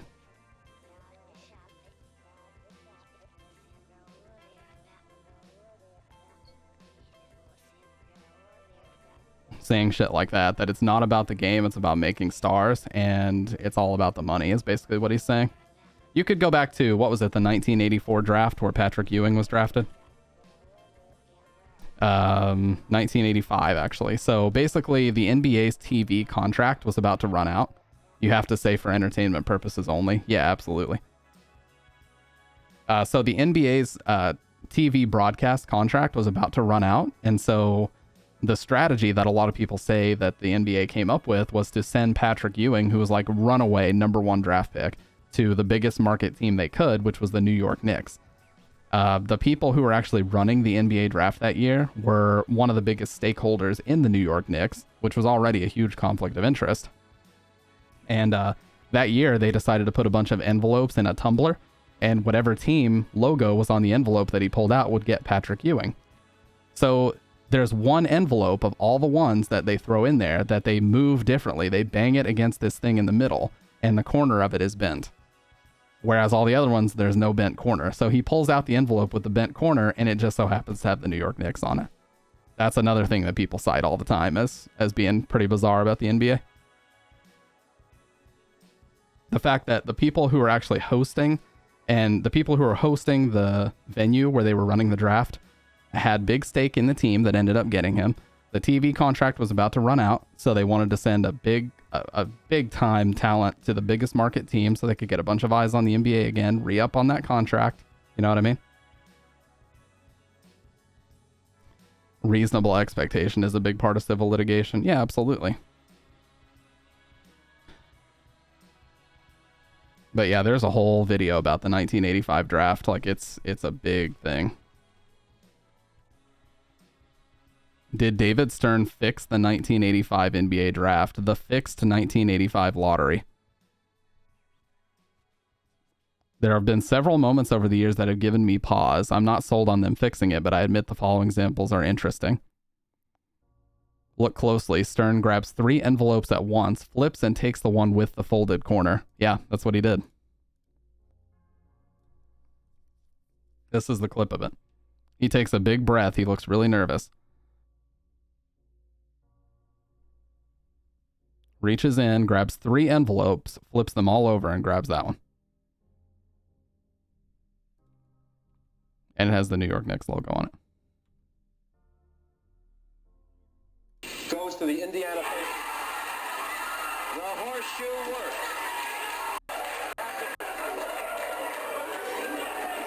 As you can imagine, this is... Again, nudging the results in a certain direction is what these companies stand for. Yeah, I mean, just the other day, dude, straight up, look at this. They straight up refused to call a foul on LeBron James. Now, that happens all the time, but here's what I'm talking about. Like, if you go to Twitter, there's a fucking NBA referee, like, committee on Twitter. It's called, not NBA official, NBA referees is what it's called. Look at this bullshit. They straight up missed a call and threw the game for the Lakers a couple days ago. Look at what they tweeted.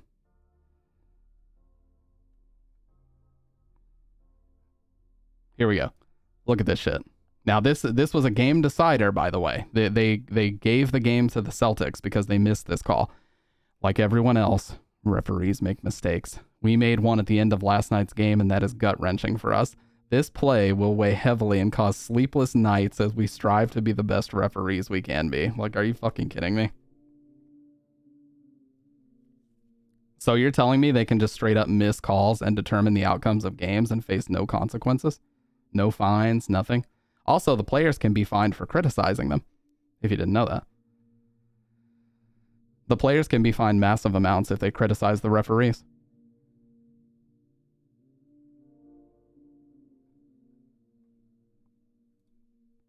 But the referees can't be fined, no matter what decision they make. They can just make a weird, bizarre apology tweet and get away with it. We can talk about FIFA. Yeah. Best technical foul in history. Oh, yeah, where he grabbed the camera. And, yeah, he had a camera where somebody had taken a photo where you could literally see the shockwave on LeBron's arm from getting smacked by Jason Tatum. And he held it up to the referee. He just looks at him, immediately tees him up. Patrick Beverley did that. And the ref was right there watching. Dude, there's so many missed calls. Have you guys seen the thumbs up in the NFL? Watch this.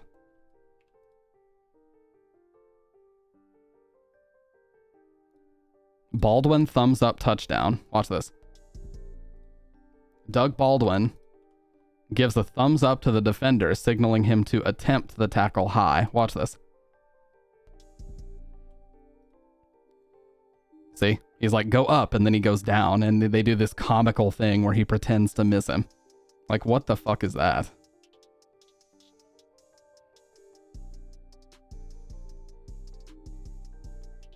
Like, how incompetent can this idiot be? Look at this. What the fuck is that? What the fuck? Yeah, what the hell is this video? Yeah, don't.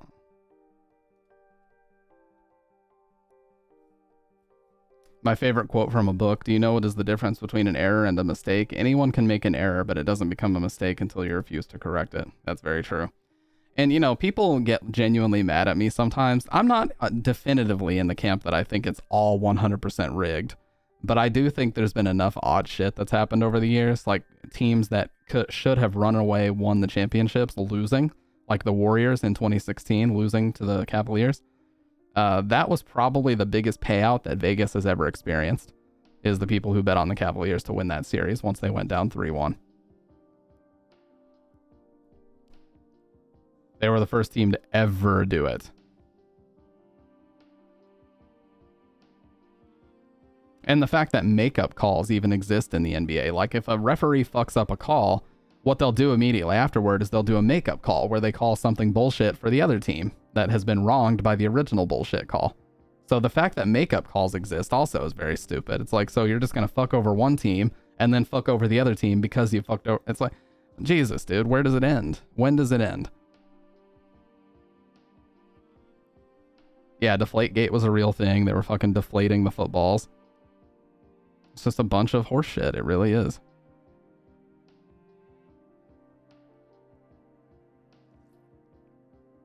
Anyways, you guys want some Dead Rising? I need to... I got some rice and steak I need to put in the fridge so I can eat it after the stream. And I'll grab the green screen, set it up. We'll play some Dead Rising. I'm kind of itching to play. So give me just a sec. Sorry, that is not where I expected that conversation to go. Take everything I say with a grain of salt. I'm just a fat idiot on the internet. Give me a sec.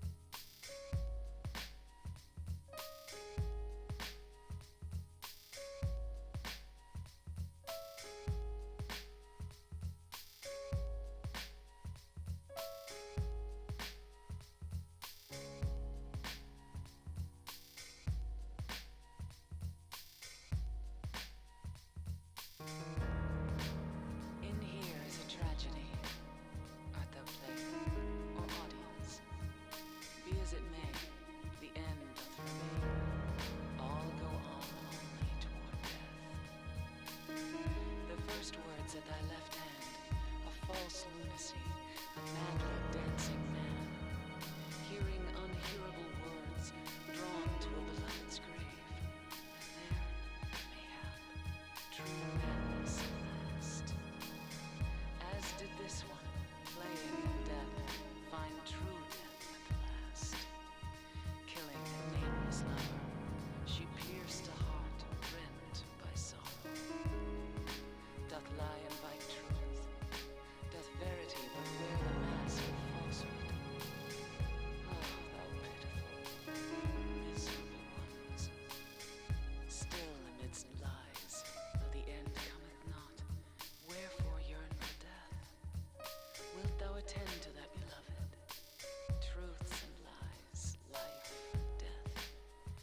game of turning white to black, black to white.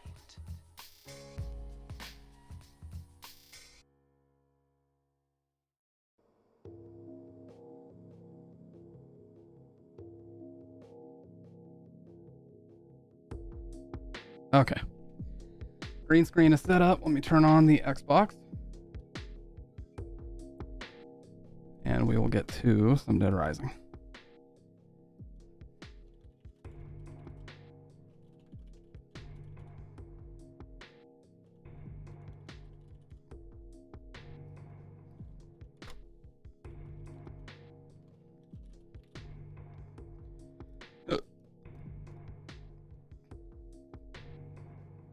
Had to make a new rule for LeBron throwing himself on the ground for no reason. Oh God. Forgot to turn the blue lights off.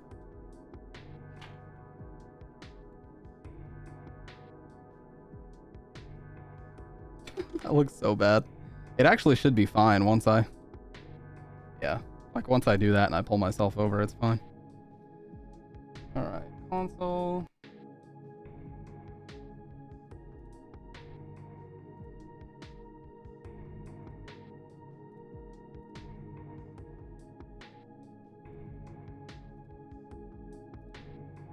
Boom.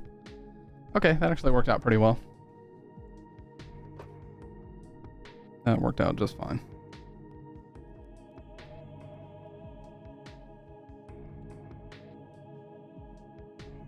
Oh, it actually is like perfect. Yeah, I don't see any of the edge of the screen or anything. Turned out really well tonight. Not bad.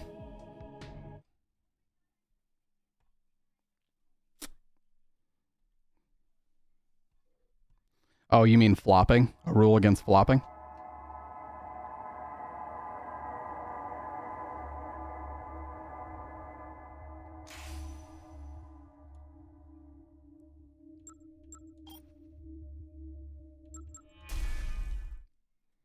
Level 33.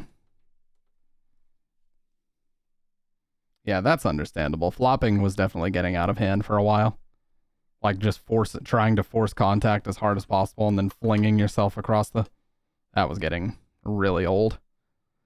Like I remember a lot of people were like, fuck the NBA if all I'm going to watch is people flopping the entire 48 minutes. Oh, Jesus, I forgot. Barnaby's dead. I have this game from Games with Gold. Yeah, dude, you should install it. I'm playing off of a disc, but I just fucking love this game in general. Her injuries aren't serious, but I can't tell if we're looking at a bite wound or not. We just have to keep a close eye on her.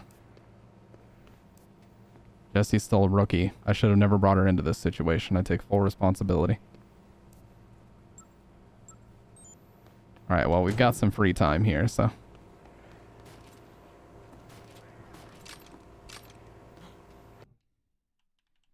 Sometimes they wouldn't even touch, but they would hit the ground. Yeah, like Marcus Smart on the Celtics is actually famous for flopping as hard as possible. If you guys know about that. Like, that's his claim to fame, is being really good at flopping and getting calls.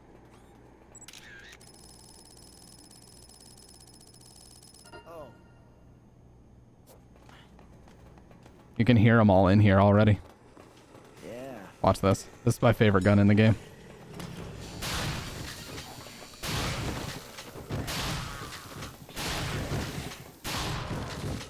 It just sounds so satisfying. Oh God. I just noticed you can see the... Sorry about that. Oh.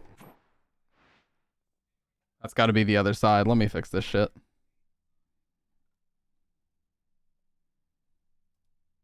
Let me fix this shit. 1 second. Yeah, you can't really tell until you start.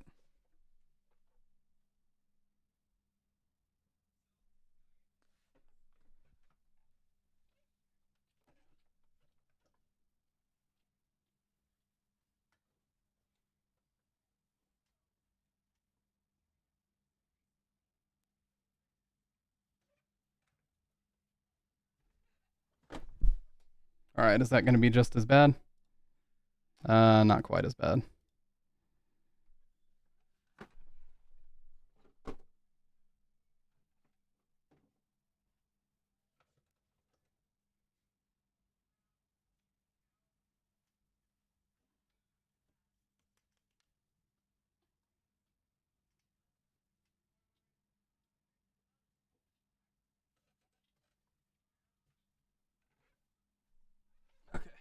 That should be good. Yep, there we go. Fixed it. All right, one of these days I'll find like a definitive way to just set it up and break it down every time that doesn't require me to do a bunch of setup. But unfortunately, that is not today. Let's do a lariat.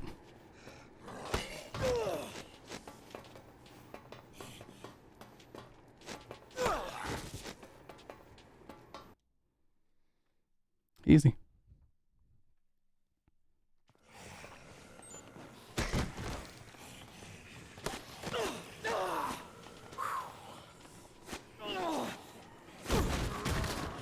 Wow, 300 for that?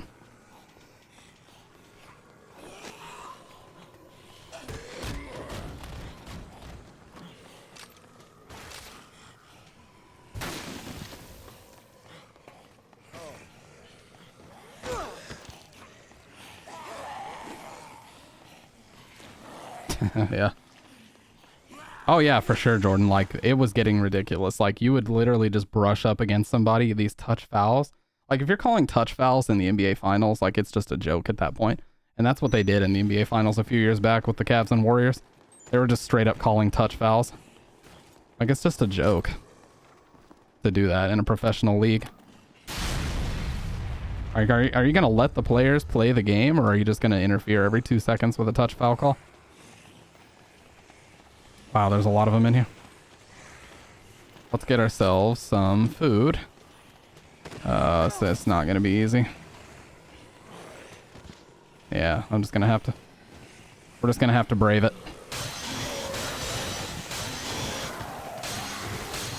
Okay.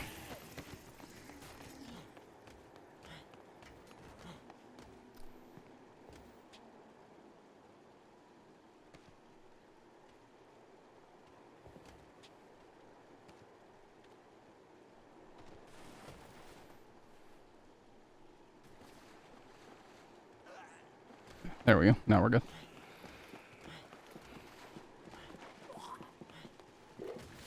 Couple juices, and I think that what I have here, the engineering book, will actually give us more katana swings as well.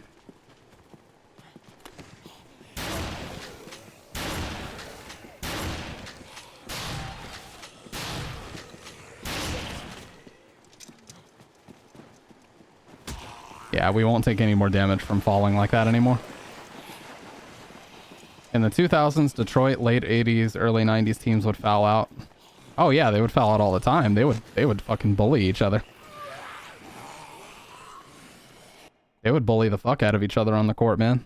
They would get seriously hurt too.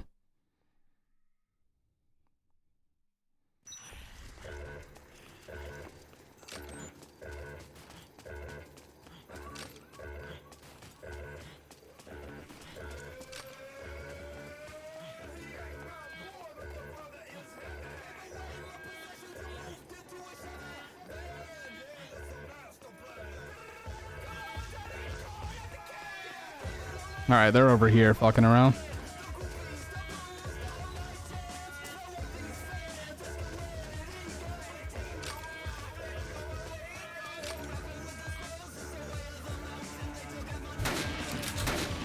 I gotta wait for them to get stuck.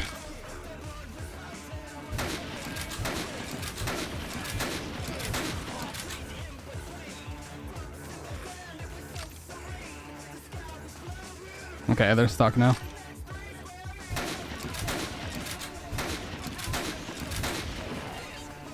Now the other guy will take his spot. That's okay.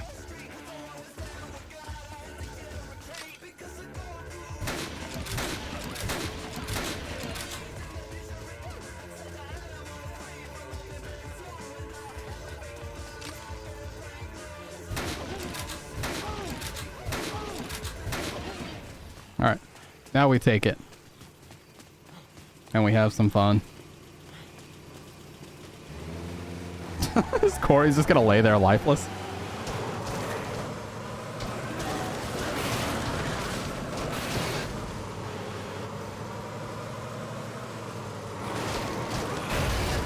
Holy shit.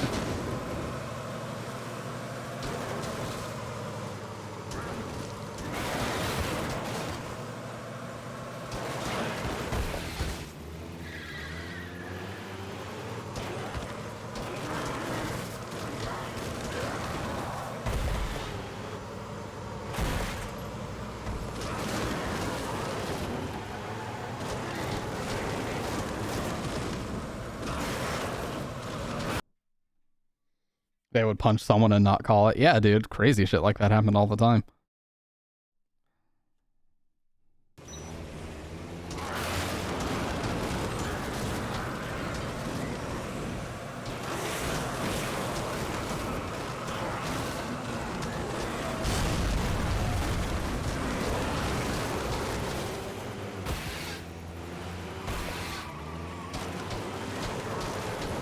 God.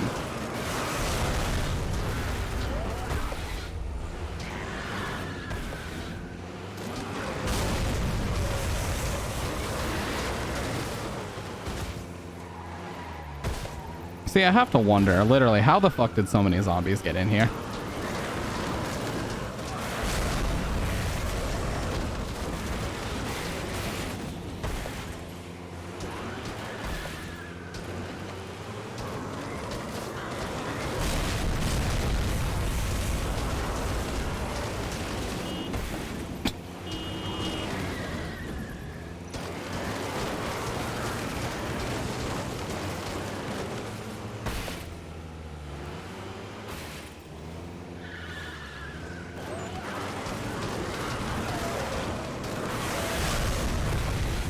Holy shit.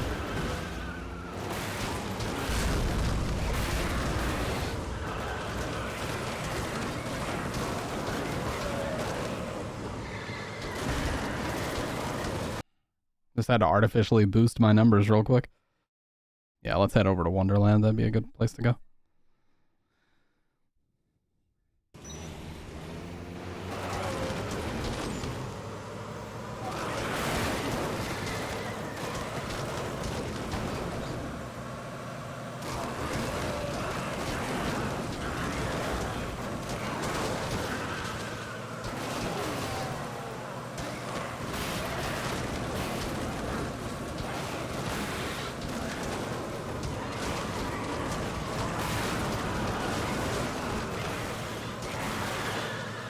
Just trying to get to 3K. There we go.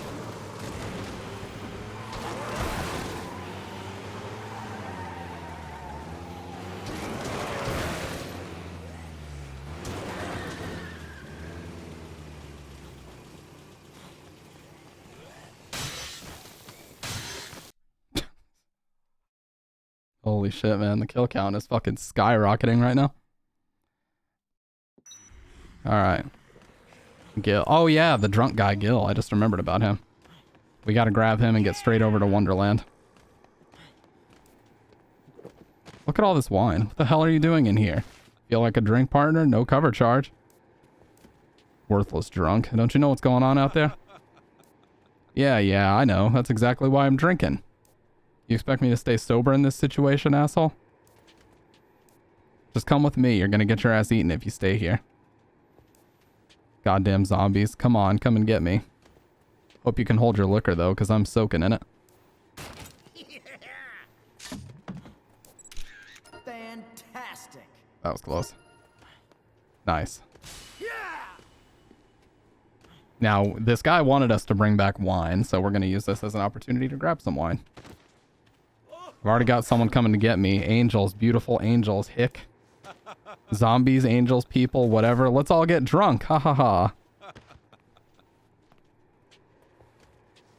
No.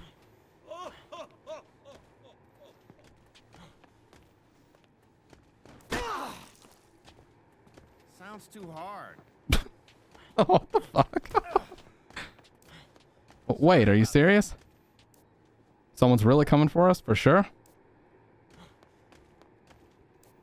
Trust me or not, that's your choice. I'll go. Take me with you. I'm going. Gotcha. Do I have to hold his hand? Off her shoulder. Oh, fuck me. Well.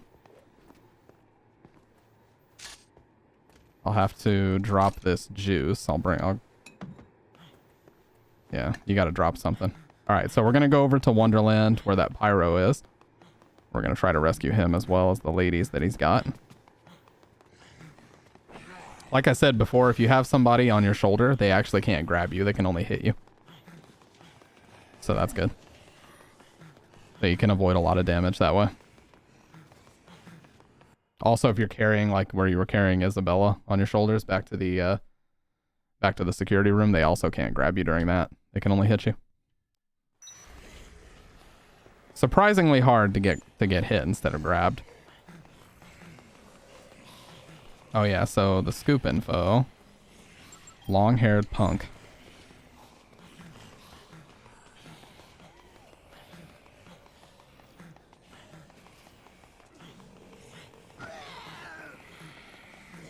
See, when I was a kid, I didn't realize...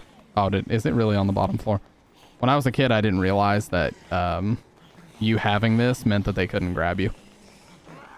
Yeah, it's got to be on the bottom floor. I used to think I had to clear the way of all the zombies before I could, you know, walk people through these areas, and it made the game unnecessarily hard.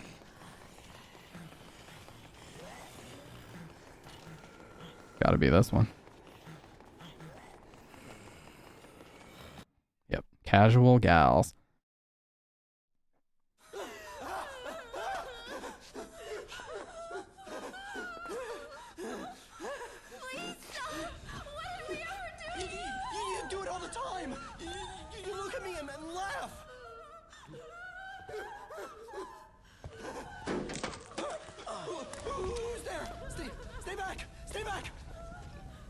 Getting closer, I'll light this place up.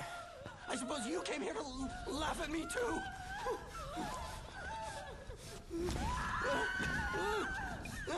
Jesus Christ, dude. This and Joe are a couple of the most fucked up psychos, especially Cletus too. I gotta make sure he stays away from Gil. Oh, Jesus.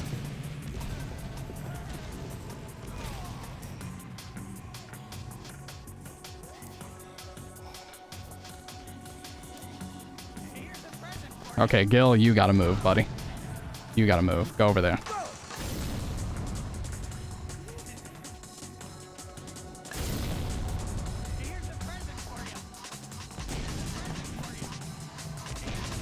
Oh my god, I gotta kill him.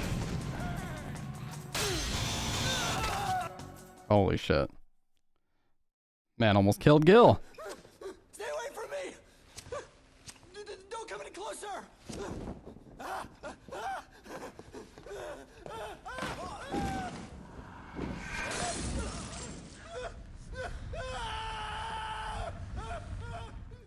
So we gotta grab this fire extinguisher off the wall and put him out really quick. Oh, don't forget to take the shot. Fantastic. Then we'll help him. Gotta take the shot first, though. Oh, Jesus. No, no, no, no, no.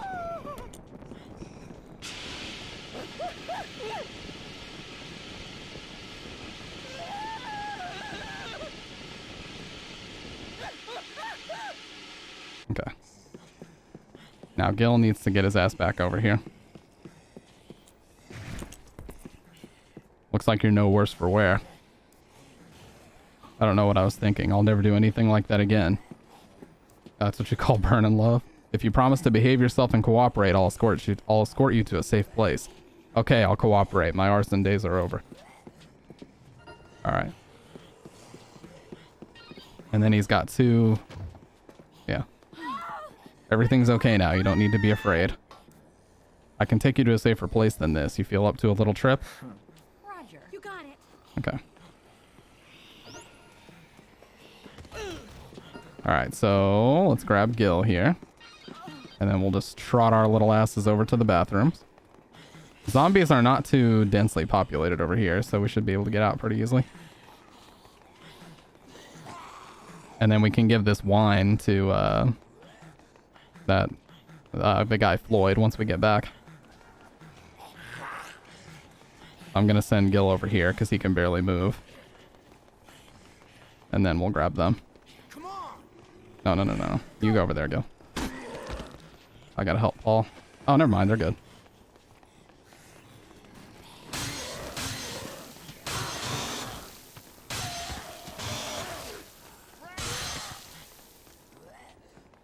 Oh, Mindy.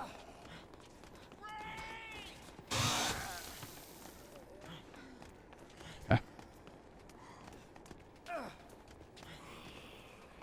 This should give us another level, probably. Follow me. All right, come Come on, everybody. Now, there's a lot of them right there, so they might beat the shit out of each other.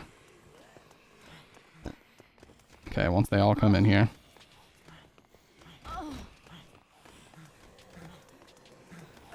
Alright. Oh, I have to... Let me save. I always want to do this just to be safe, because you never know what shit can go down in Paradise once you get over here.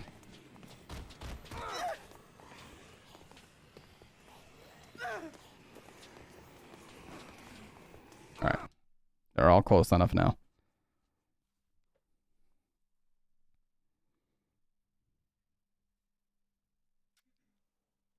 Yeah, this is the most satisfying part, is rescuing a big group of survivors like this.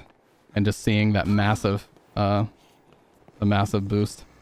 That's the most satisfying part. Alright, so let's just fucking make a break for it and see what we can do here. Oh god, they're so... Okay. I'm just gonna run Gil over here first.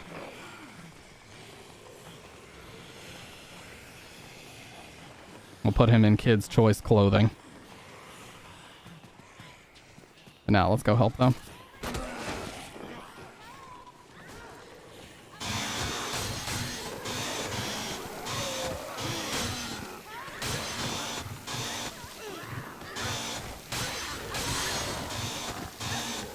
Oh god. I only have one thing of wine, man. I would have killed Paul right there.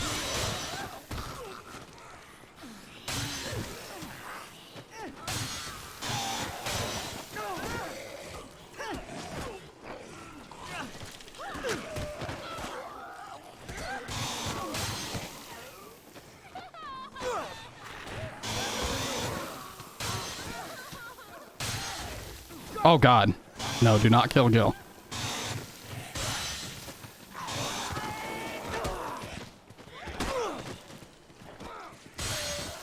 Holy shit.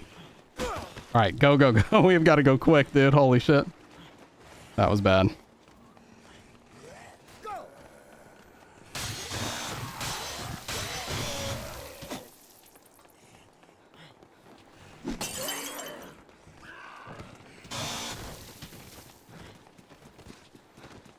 God, always stressful. Stop beating the shit out of each other.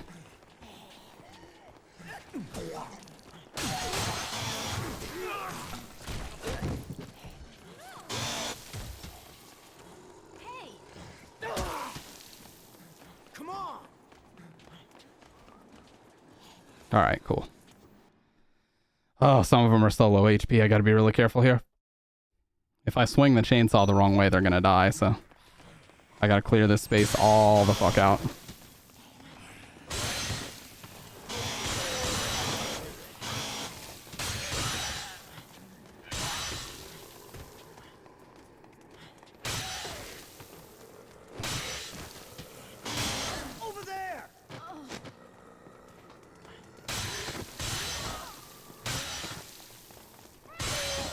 Oh god, what happened?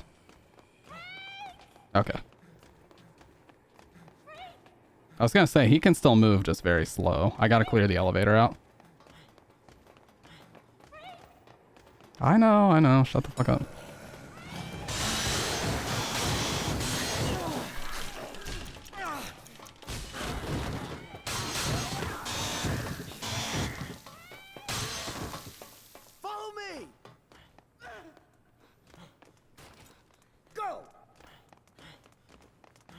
That was very scary, especially in Paradise. Oh, what the fuck? But we made it. I gotta grab Gil, though, because he can barely move. Whew.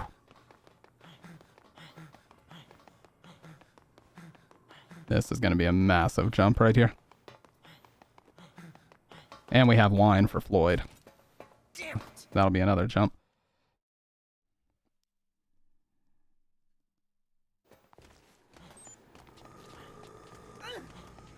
I swear, if they beat the fuck out of each other until they die, like Gil is almost dead at this point.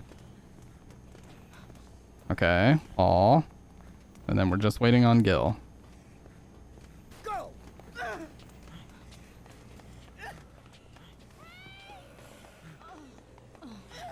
Oh, please. No. Okay, come on, Gil. Get out of my way. Okay. Jesus, they will actually beat the shit out of each other until they die if you don't break that up. So we'll see what kind of boost we end up with here, and then we'll give the wine to Floyd. Consider my buzz officially killed. Now I've got to start getting my drink on all over again. Nice. Almost 37. Damn. 220k.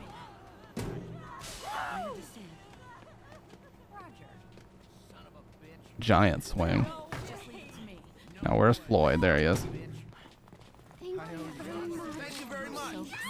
All the young folks seem so busy running here and there. All a man my age can do is sit and wait. Take a look around. It's hard to read it on their faces, but everyone's on edge here. Their nerves are frazzled.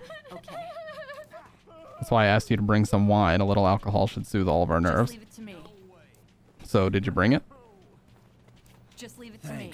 Thank you. It won't solve any of our long-term problems, but it'll certainly help lighten the mood. Okay. I appreciate you taking the time to do this for us. There we go. Wow, only 10k for that. Look at all these survivors, dude. Holy shit. This is the smallest one.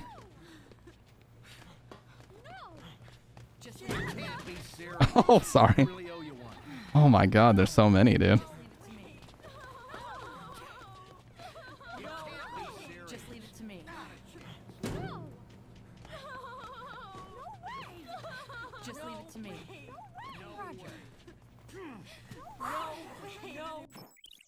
Jesus. They just will not stop saying the exact same shit over and over.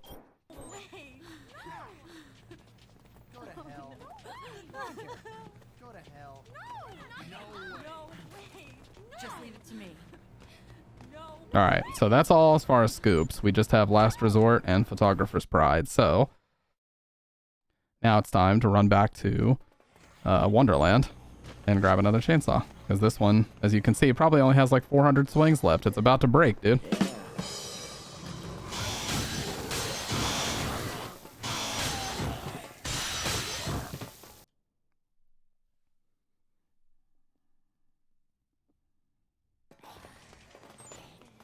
I want that last speed boost. Once you get the last speed boost, that's when you really feel good. That's when you feel like you're actually like maximizing the potential of the shit you have. Oh yeah, I've got extra swings on the katana too. What?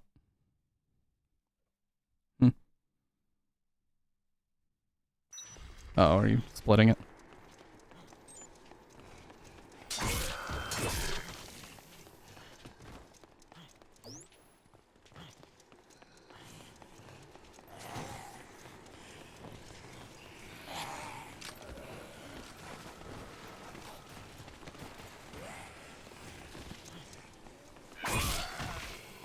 Dude, I love that sound. Holy shit.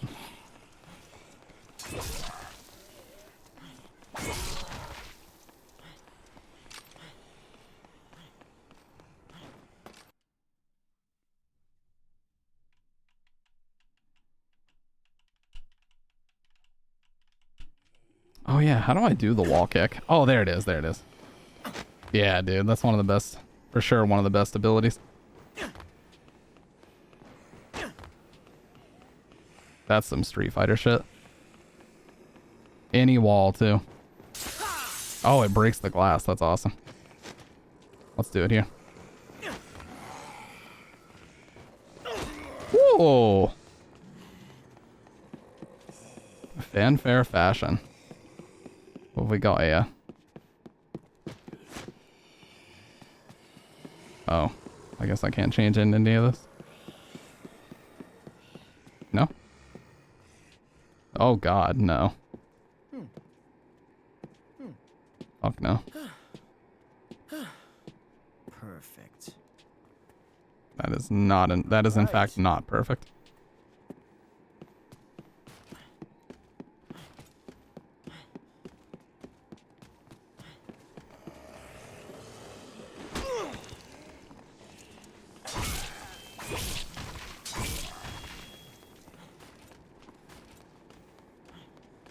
I think I can just...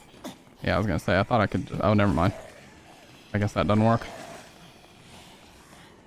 Yeah, I mean, the way that he dropped it low like that. Yeah, that was a little bit sus.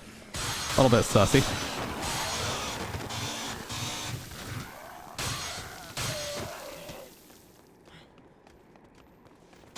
Oh, this queen's gonna be huge.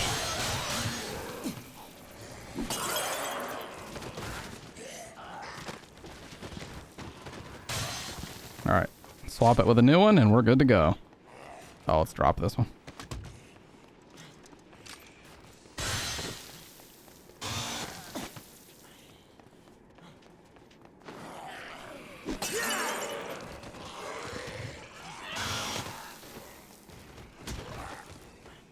Oh yeah, you can also do this off of the edge, so you gotta be careful. Oh. But if you jump and you do this... Oh, never mind. Not if you hit the ledge. If you do this, you don't take any damage.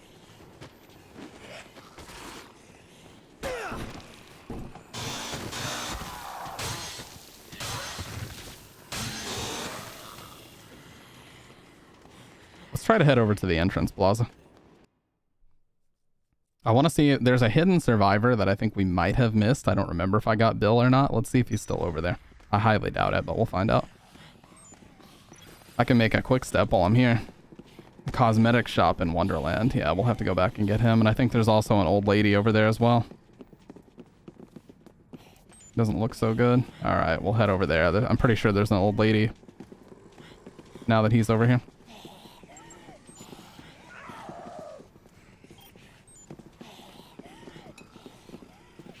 Grab this just in case.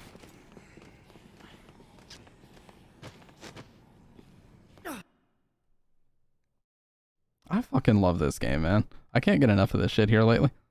It all started because of a Kroby Cat video. I'll show you guys the video after this. Yeah, there's Susan, and then here's the guy, Leroy. It's too dangerous to be out here. Hey, you startled me. Don't do that to me. Oh. You look a little sick. You feeling okay? I'm fine. Just a scratch. No problem. You're hurt? Where? Show me. Sorry about that. This guy's infected for sure. We better get you taken care of. Follow me. We can treat your wound. Alright. Now.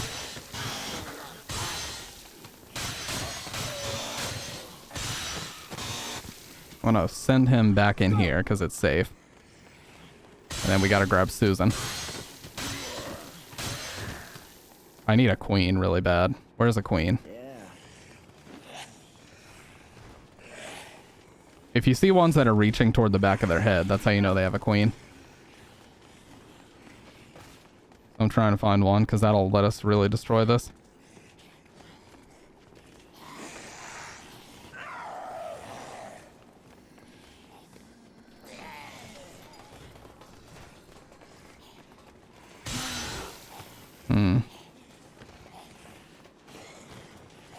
I don't really see one. We'll just kill him. Fuck it.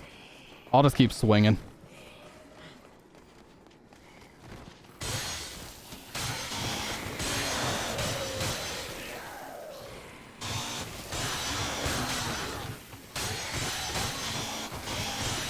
Oh, there's one.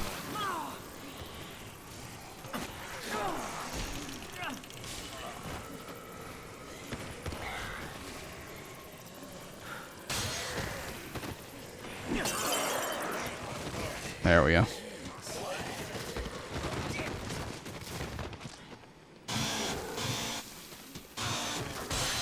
You see why those queens are so important.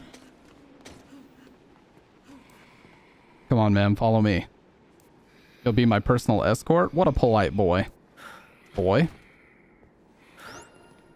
Alright.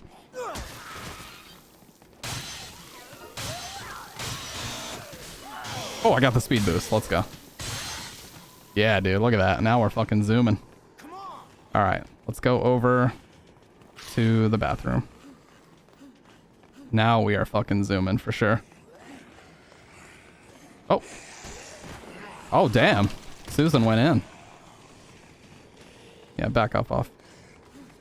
Back up off my girl, Susan. Yeah, so we'll rescue these two, and then we'll be ready for Last Resort. It should be coming up right around the time we make it back with them.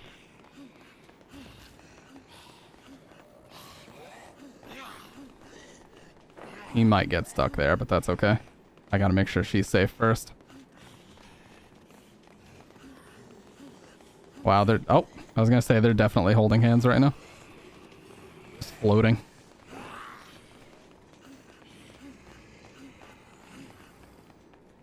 Follow me. Damn, he made it all the way here. No problems. What a fucking Chad. Alright. Boom. Now, I'm probably going to have to clear some space. Maybe a queen or two will be necessary, but outside of that, we should be good. I'll save here as well, just to be safe. In case anything goes horribly wrong, which it definitely can. I know this game a little bit too well to trust it. This might... this won't give us another level, but it'll get us, like, quarter of the way there. The last speed boost is the most important one, though. It's really hard to, like, angle yourself to actually be able to pull. Okay. Yeah, it keeps breaking my grip. Okay. Alright, so I see a queen right there, so I'm going to have them stay right here.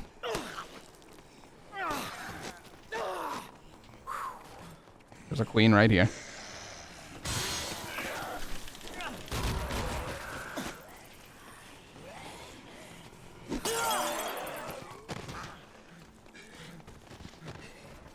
Oh shit. No. Give me that back.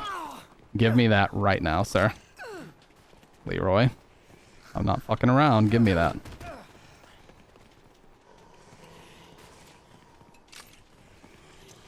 You got it. Uh-huh.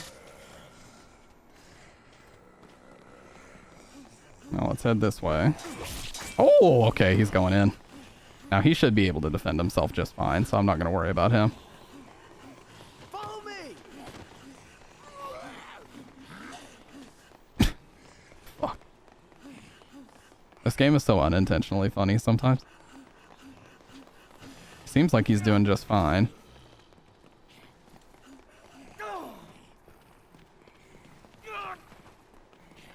Alright, cool. Don't get stuck on that, you idiot. Follow me. Come on. Follow me.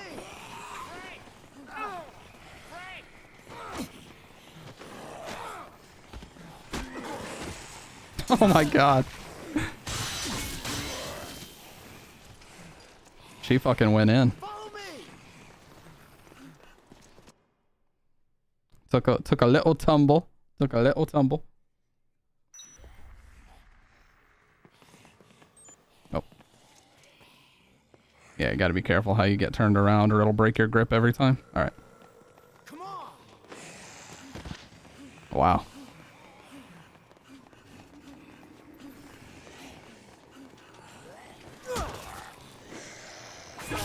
Nice. Yeah, I wish he didn't hit me, but nice.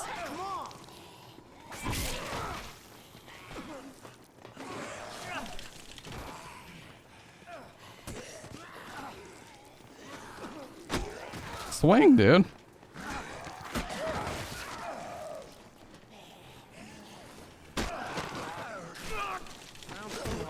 I don't think so.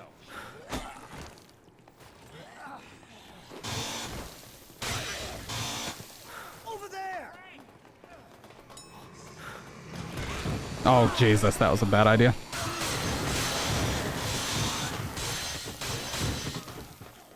Alright. What the hell's going on over here?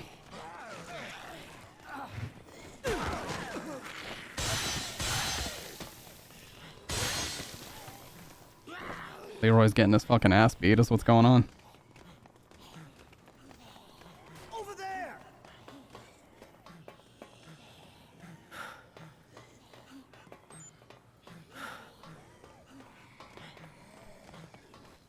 Come on.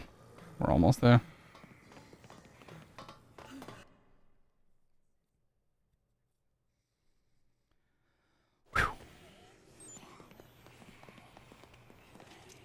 Man, so nice that it's finally daytime again.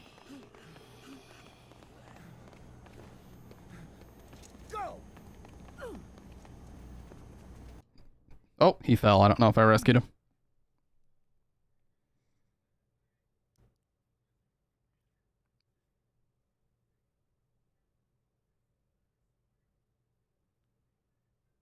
Game? Nope, I didn't rescue him. I'll have to go back and get him. I'm sorry I don't have any hard candy for you. Wow. He's out here. That'll be 40k for 2 of them. Yeah, come on. There we go.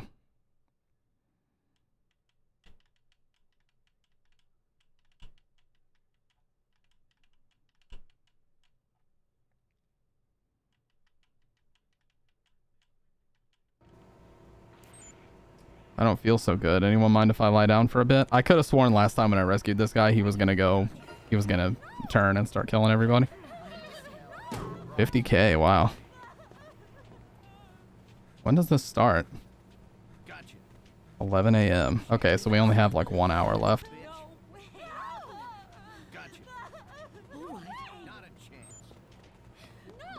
Alright, let's see how many survivors we've rescued now. Let's count them. So first room, 11.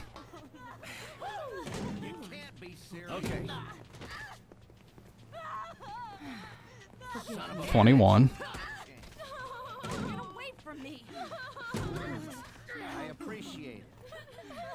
26. Oh my god. Alright, so 30, 31, 32, 33, 34, 35, 36. Wow, 36 survivors. Not bad. That is not bad at all. Just leave it to me.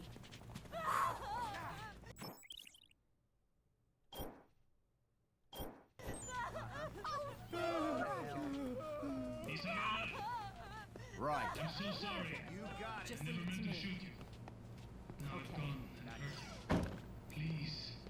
What are we doing here? Please come back to me. I know you can hear me, Isabella. Okay. I'm sorry you had to get wrapped up in all this. What are we doing here? You know I'm right. Jeez, my phone is fucking blowing up right now.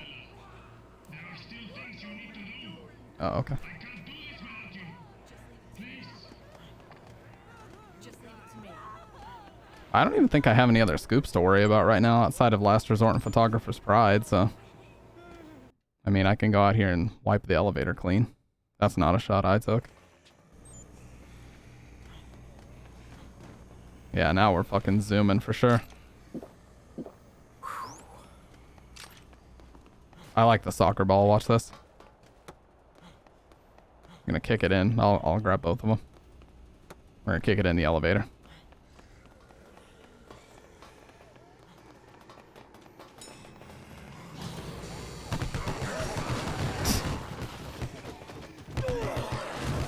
Wow, that actually killed them?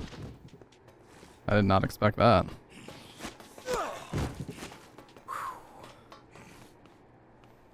Oh, one of them's still alive.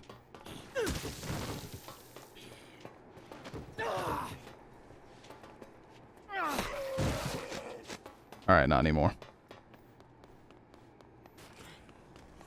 Yeah, there's a cool video by Stipo where he basically takes the camera and goes into the town and shows you what the town looks like close up. You can see pretty much outside of the mall. It turns into like, you know, 2D just textures, but it is still really cool how they detailed everything to be high detail from this side and actually look like it extends really far out into the distance. It's just such a well-made game. Oh yeah, I can...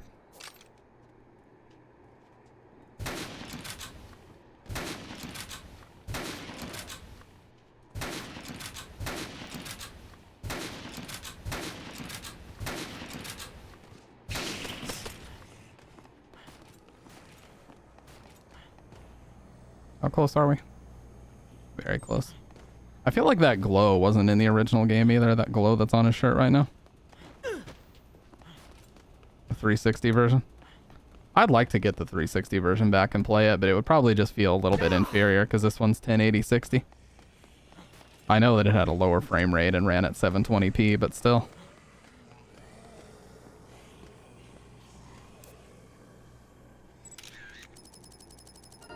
Oh. Not zoomed in enough.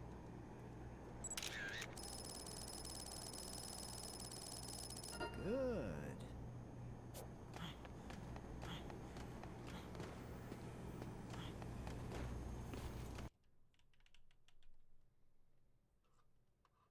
It also had less zombies on screen, not much, but it's quite noticeable still. Yeah. The PC version, you can really crank up the amount of zombies. Obviously, because you're only limited by your own hardware, but even this Xbox One version gets laggy sometimes if you're in the maintenance tunnel and stuff. Alright, 5 minutes. We'll do this, and then immediately after we can do Photographer's Pride.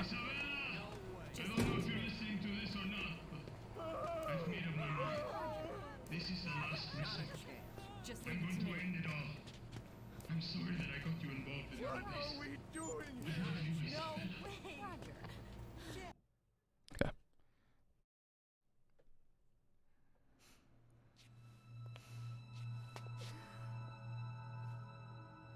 Exactly what is this last resort talk all about? Carlito said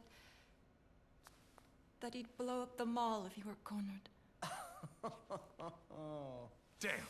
We've got a regular suicide bomber on our hands. Worse than what you're thinking. The explosion would send parasitic larvae into the atmosphere. Larvae? He plans to spread zombies outside of the city? Is he insane? If that bomb goes off, there'll be nowhere to run. The zombies will be everywhere.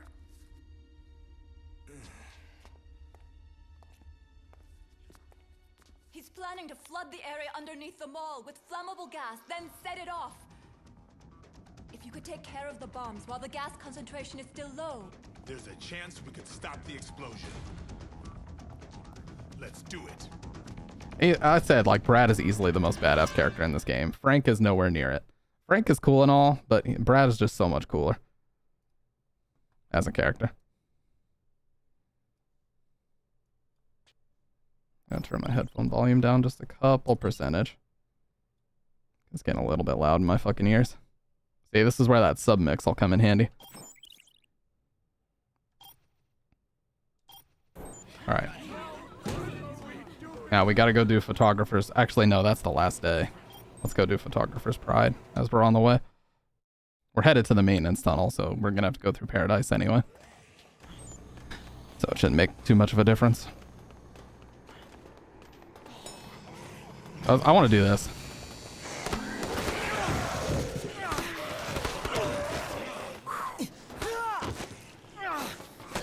Alright, let's oh, I was gonna suplex this guy. Here we go.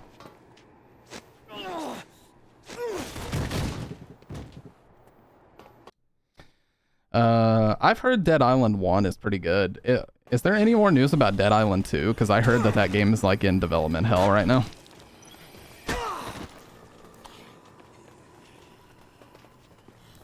The time bomb should be located inside several trucks parked in the maintenance tunnel. As far as I can tell from the security monitors, it looks like they're split up in 5 locations. You slash the truck's tires, so you'll have to transport the bombs by hand. Hurry to the maintenance tunnel. I will, but I gotta do Photographer's Pride first, if this is the final day.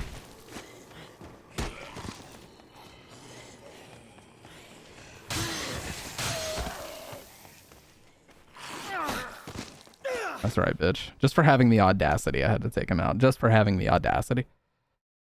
I don't know much about Dead Island 2 for the best, I suppose. Yeah, I heard that the trailers were actually more interesting than the final game ended up being, which is very unfortunate. Alright, we're gonna drop this right in the middle.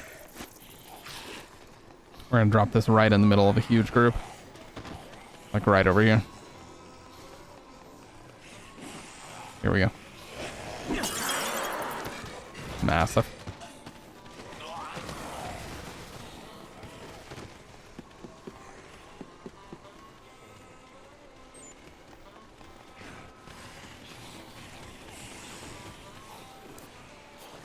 Oh, PP stick? Where? In there?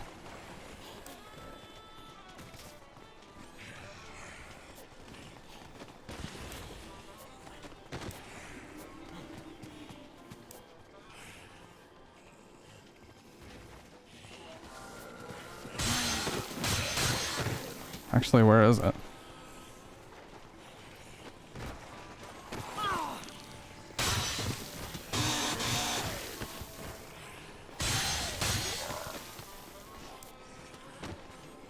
46-ish is the highest I can get it to.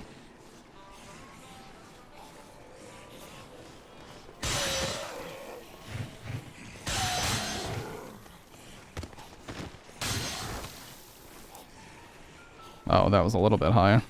Oh, there it is. I see it. It's so hard to fucking see, man.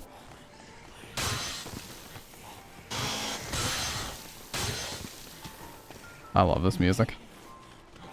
We'll hear it even louder up here.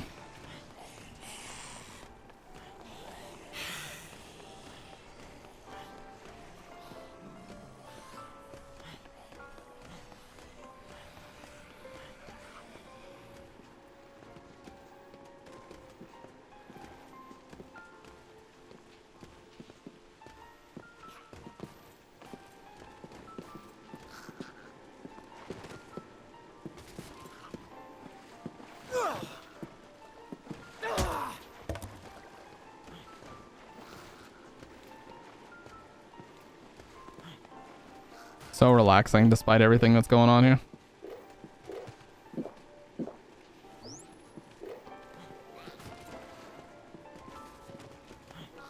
When is this?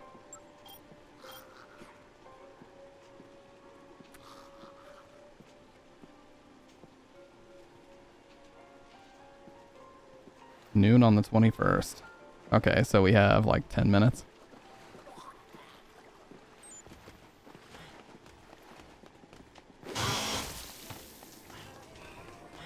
Oh yeah, this one too.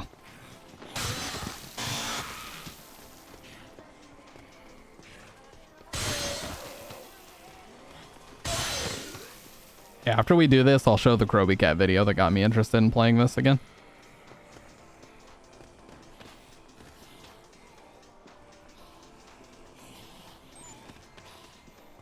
Oh, Jesus. No, no, no. Okay, I thought I lost it. Yeah, I can't do this because I have all my slots full.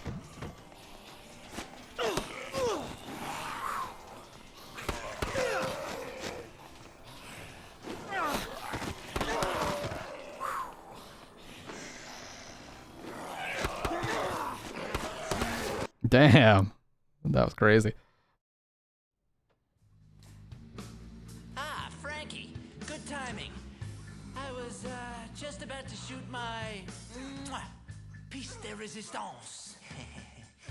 I'm gonna capture on film the exact moment that a human being crosses into zombiehood.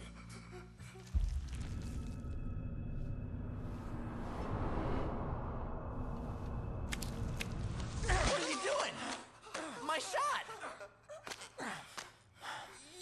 You ruined my perfect shot! This guy is such a little bitch.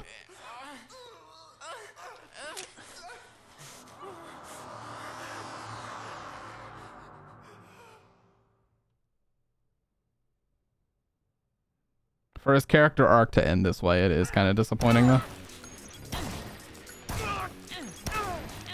Oh my god. Oh yeah, I gotta get that shot. I gotta get that shot.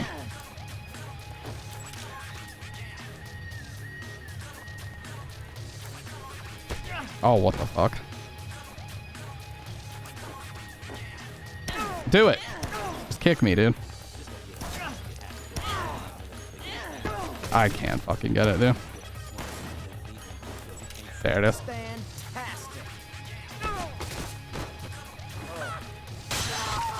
Alright. I had to get that shot before I killed him. That's 10,000. Can't give that up. Do it, Frank. Take my picture. It'll look great on your mantle.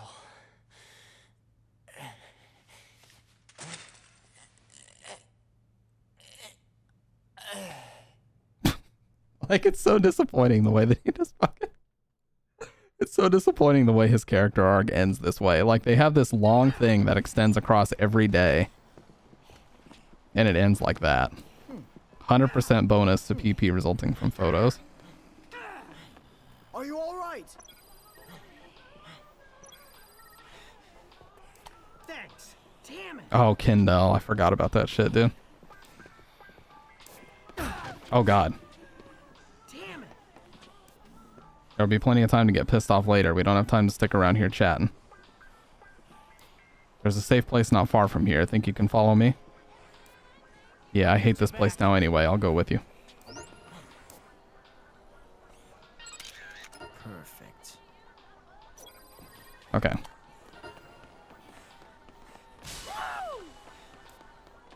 That Kindle guy snapped, man. He said the helicopter wasn't coming and now he's trying to rile everyone up so they'll go with him to find another way out. If we don't do something, he'll take everybody with him and bolt. You gotta get back here quick. What am I supposed to do?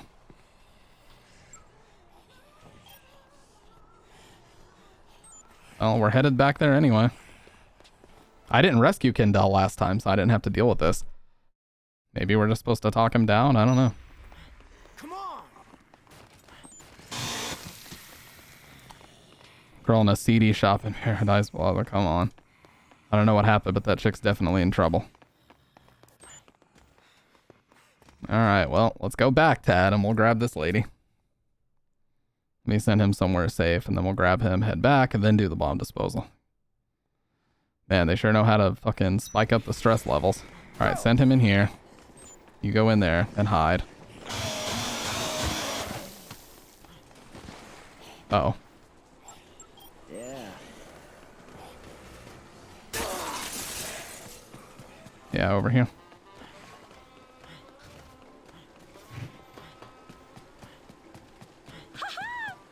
Simone. Are you okay? I'm here to help. You came to help me? That's right. There's a helicopter coming to save us Friday. Everyone's fled to the security room. I'll take you there too. To save us? Sorry, but it's too late to save me.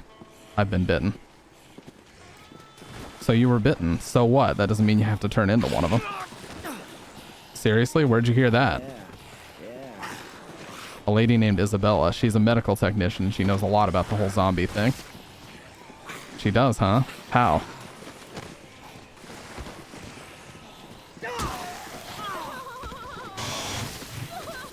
Okay, they need to fucking relax. Yeah, about that. It's complicated. I can't really explain it here. Is it like a disease or something, or her specialty in B movies?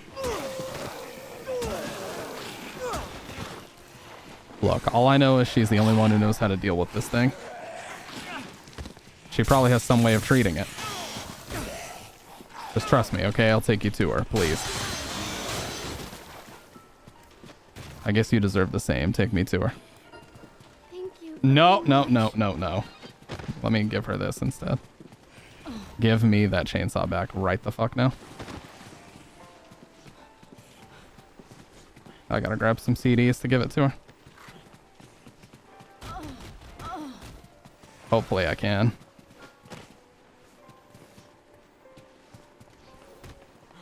Dude. Give me the chainsaw back now, dude. Okay. What can I give her? Maybe this?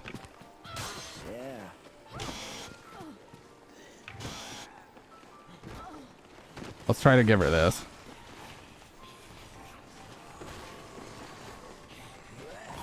Yeah, there we go. Thank God.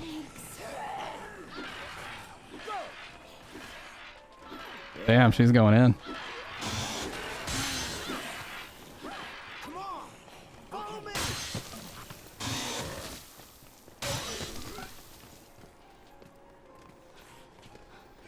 Okay, we gotta get back to Kindle.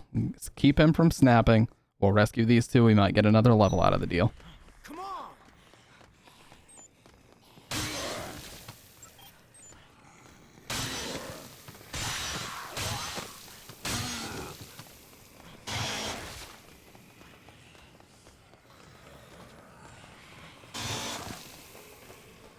Just to make sure they're not in my way while I do this.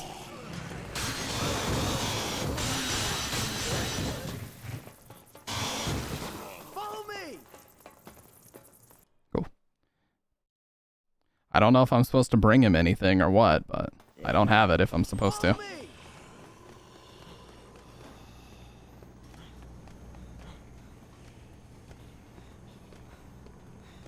So this puts us at 38 survivors. So 38. I don't know how many there are in the game. I think it's like 44 or 45, maybe.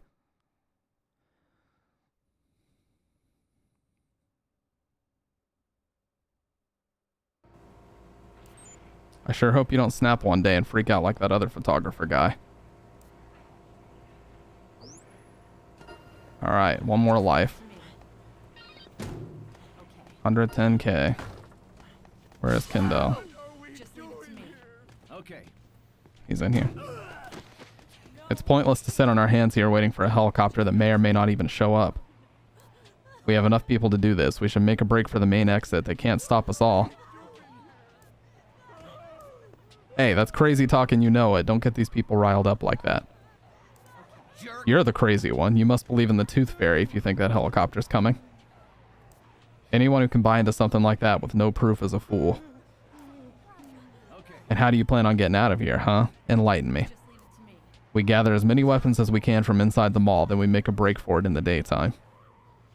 Once we're out, we can hotwire us a few cars from the parking lot and hightail it out of here. We're not all going to make it, I realize that, but that's just the price we have to pay. What an idiot. Sorry to rain on your parade, pal, but you won't be able to get past the National Guard's barricades. What? The National Guard's involved?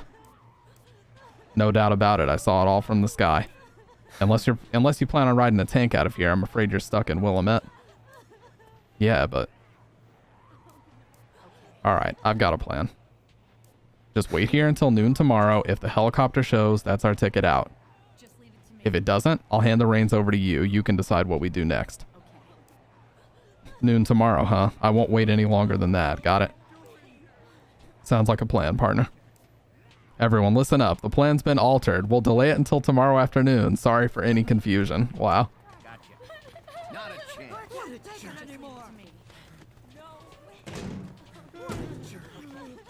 No way. Now they're all just saying, what a jerk. Why are they being an asshole to me? They better not be saying that to me. Went through hell and high water to get your asses back here, you ungrateful sons of bitches.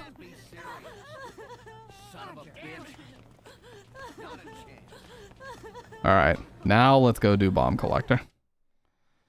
This whole time we've just been letting Carlito run amok in the fucking maintenance tunnel.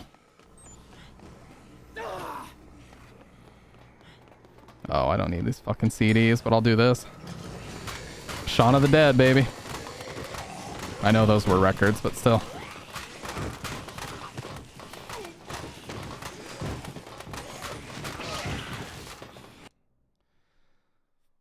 Dire Straits, throw it. Sade. That's Liz's. Well, she did dump you.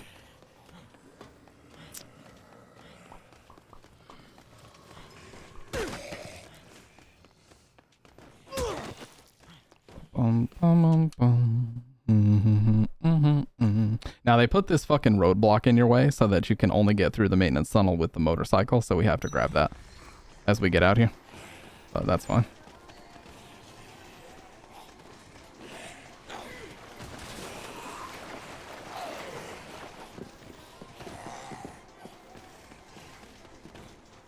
This game is still so beautiful, man. I know it's the remastered version, but I've seen the 360 version running very recently. It still looks great. It holds up so well. It's just a fucking outstanding game with so much love put into it. This was the first one that really impressed me from this generation. I wasn't too impressed with like the Rainbow Six Vegas or whatever it was called. Like 2006, the first game that really impressed me was this in 06. And where I was like, okay, yeah, this is a massive improvement over anything that would have come out on the last 3 consoles. And you just knew that for sure. There's a PP sticker at the very top of this, I know, so we'll take this since we're on the way.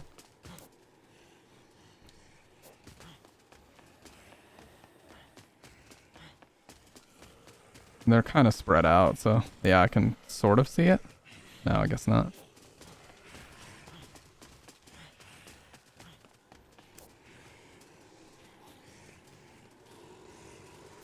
Not this one. There has to be one. I know I've seen video. Yeah, I can see it right there. How would I take that, though? Maybe I have to zoom in all the way. But I can see it.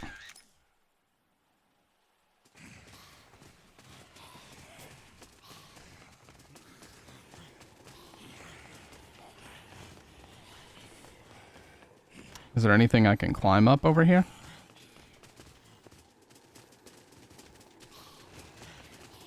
Oh, whatever.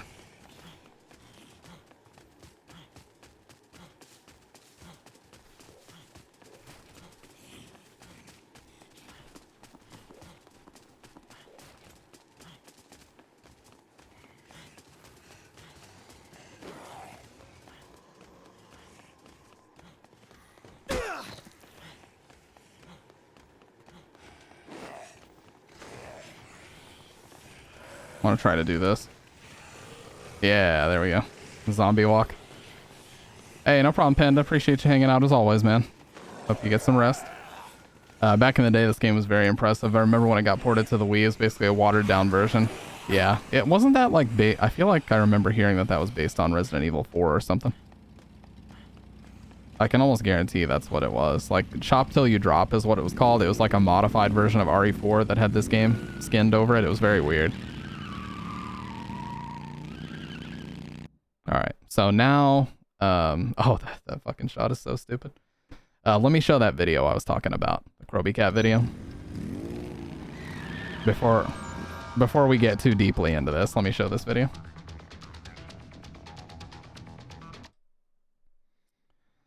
Let me see here.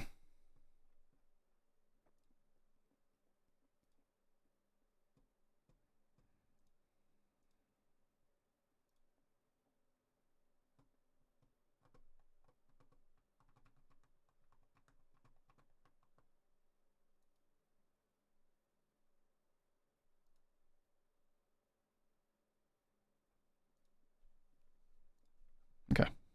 Sorry. Had to check a couple things. So he made a video about Dead Rising 4, just called Dead Rising 4 is nothing like Dead Rising.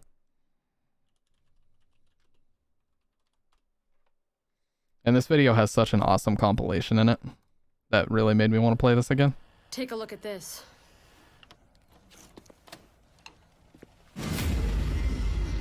The whole Dead Rising franchise has been known for mayhem and just killing tons and tons and tons of zombies. And we've kind of upped the ante for Dead Rising 4. Frank is back. That's why we have our hashtag Frank's back. Okay. Frank's back. Frank is back. Frank is cooler, he's tougher, a little wiser, but he's still Frank. Frank's mellowed with age now. He's 16 years older. He's 54. He's still Frank. Yeah, I've never played 3 or 4 but, either. You know, his sense of humor is better. It'll be fine. You need to relax. Yeah, she says before the screaming starts. Ugh, You messed with my camera again, right? You're a quick one. That's what she said. But we don't want to force Jesus. funny down people's throats. We want the gamer to decide what's funny and what's not. We have some amazing voice acting in the game. Wow, incredible. Incredible performance. You know, we think we've really captured what we really wanted Frank to be all along. what are you doing? I Ugh. love Frank West. He has the biggest balls I've ever seen of any game character. He has the best off assortment of weapons you've ever seen. Frank's just an kicking, talking, bullshit mother. We're really excited. That's such a how do you do West fellow kids thing. What in the world?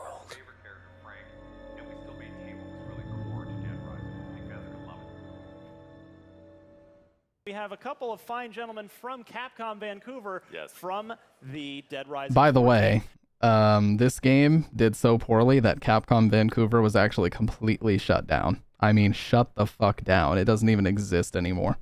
And Capcom put out a press release shortly after this that said the future is in Tokyo. They do not intend to outsource their games ever again.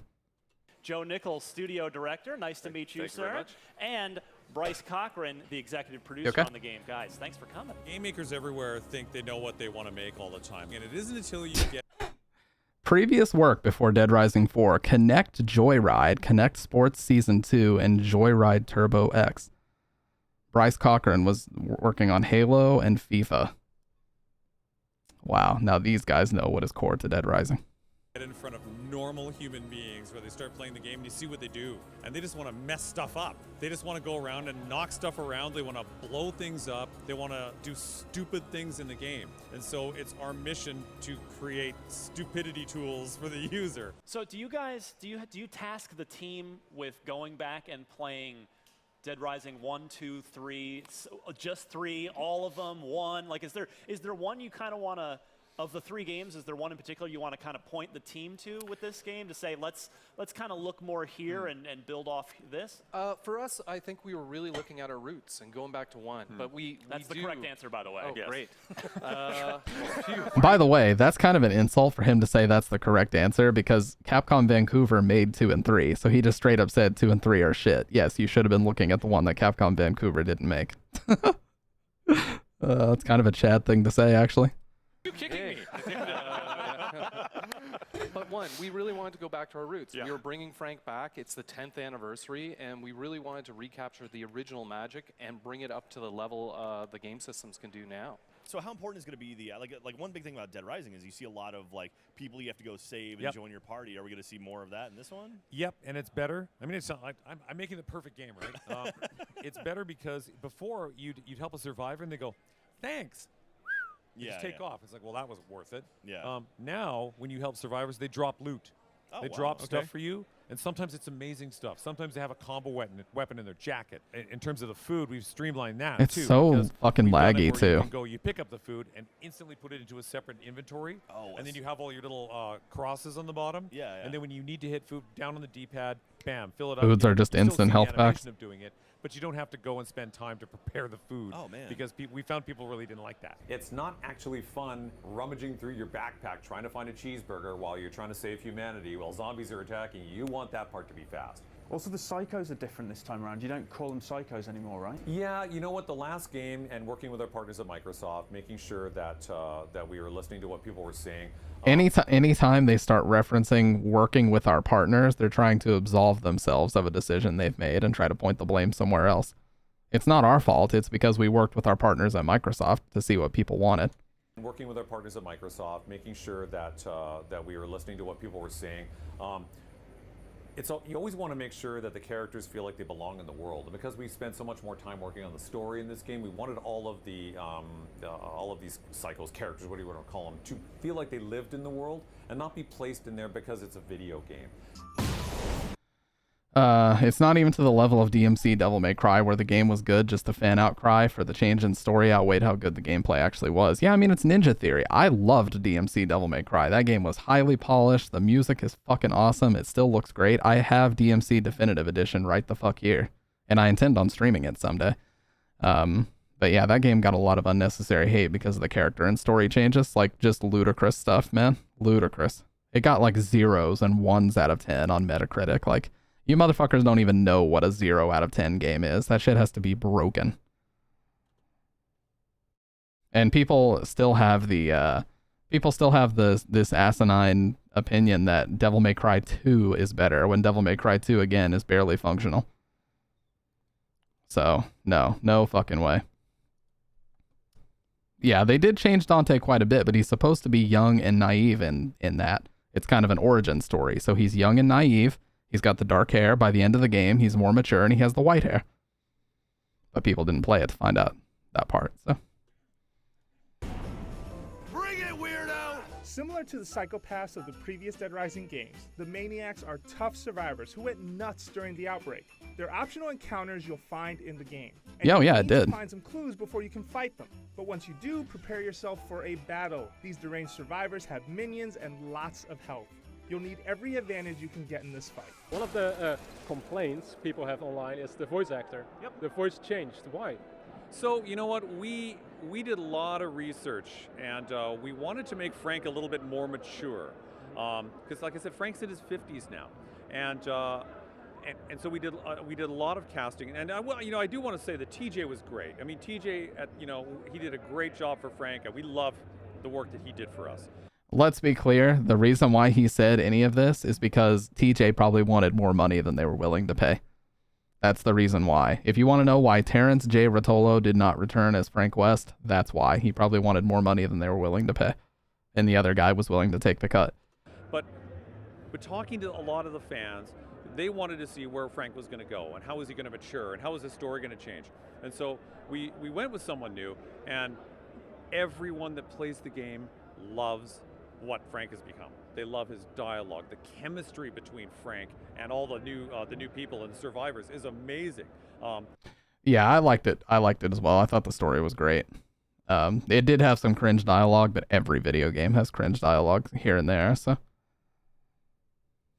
because Frank's had a pretty lousy life, and the things that he says in this game are amazing. We're seeing nighttime gameplay here. Has Yes. that element of the sort of zombies get fast at night, has that been sort of removed in relation to these fresh zombies? Yes, yeah. They do like to stay in the shadows. They like to stay in the side streets, but yeah, we're not having them be more aggressive at night. They're just always there and always on you. Yeah. In this game, in 4, are we going to see, the same traditional like day and night cycles and like a hard day limit for when you have to be finished with the game? No. So we've taken the time away. Oh, wow. Because we had a lot of... So what we did, we kept time in one place and we got rid of it in another. Because this game has got so much more side content and stuff to explore and find, we did a lot of testing, and we found that people could never complete the stuff in the amount of time, and then we had to give you so much time yeah. to do it. Yeah, people weren't a fan of that cutscene. Also, one of the developers at Ninja Theory made a comment about, like, if Dante went in a fucking club in modern day wearing a red coat with his white hair, he would be laughed at. You know, people would call him a weeb. So one developer made a comment like that.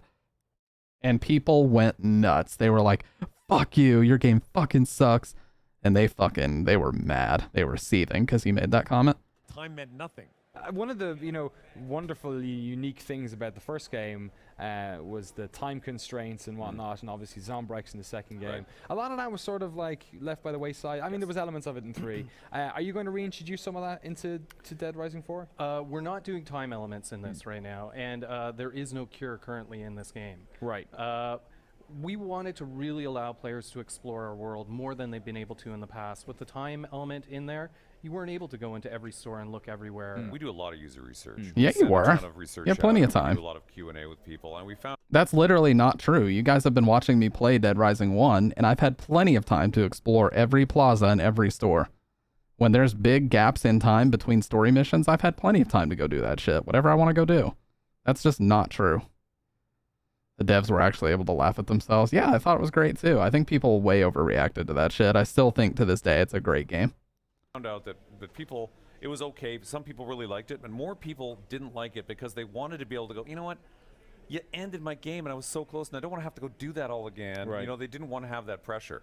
And so what we wanted to do is we really wanted to make sure the world was really open, lots of side missions, lots of stuff to discover, and let people, it's still the same Dead Rising, but we've taken some stuff away and added a ton more. We also really want to encourage killing zombies.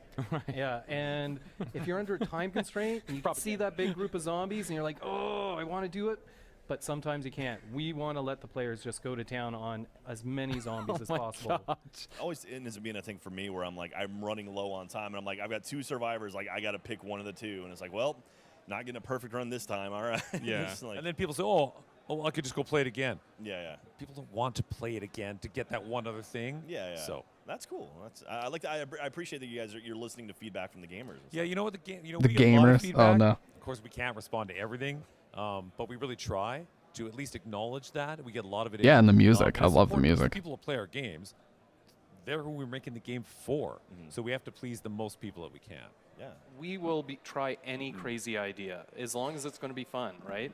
We would we like only to- knock down something if it's going to be too diehard, too intense. We really wanted to focus on making sure that we could give fans more of what they were asking for, and they all wanted more and more and more zombies. And we would try to tailor the What are you experience talking about, as dude? wide an audience as possible. Right, does that mean the same save system from the previous game is going to be the same? No, actually, you don't have to go to the bathroom to save, kind of thing. You know, we've made stuff like that a little bit easier. Will we see a return of like the classic multiple endings with Dead Rising, depending on what you do? We're keeping mum on that. Okay.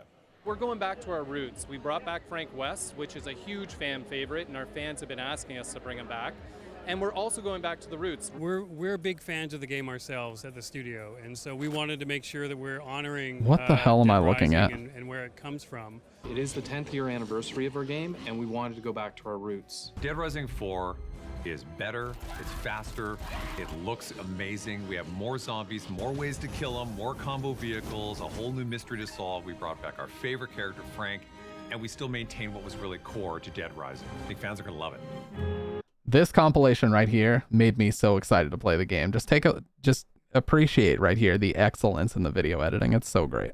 Let's have a reminder at what is core to Dead Rising. That artwork goes hard, by the way.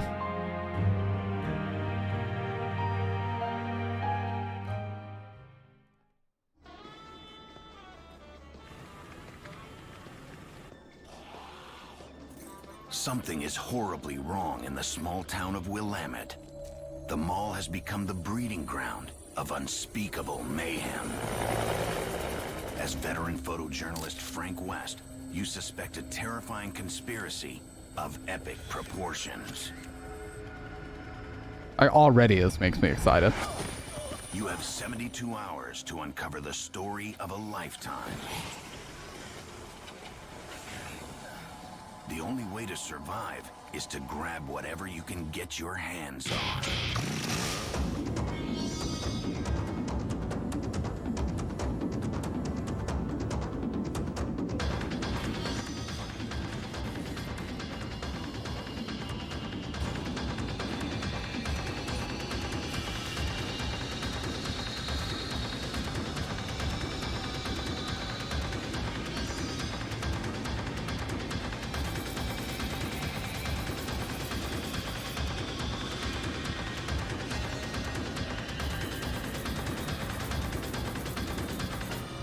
All right, listen.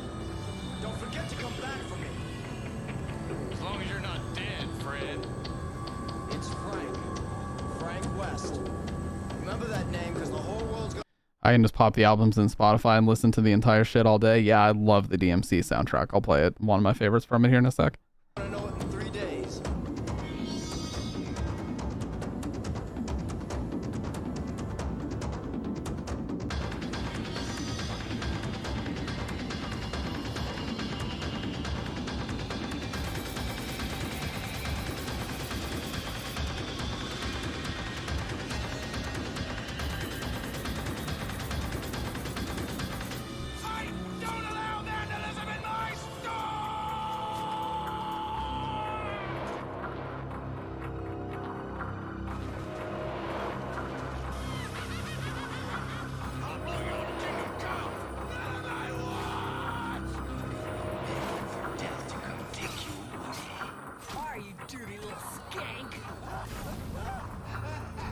Yeah, that guy's the most fucked up psychopath. Did you just say zombies?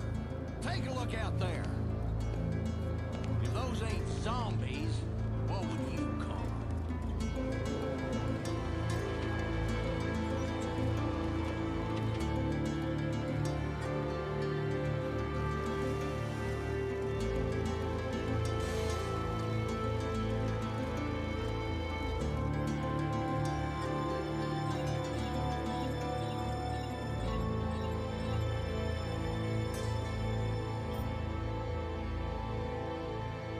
This is the best part.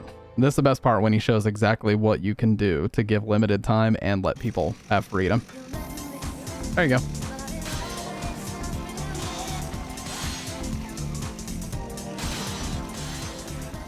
Just want to mess around? Do what you want.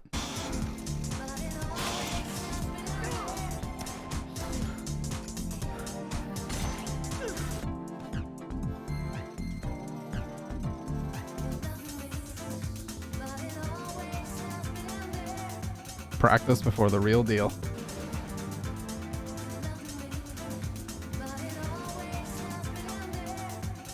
Become a true psychopath.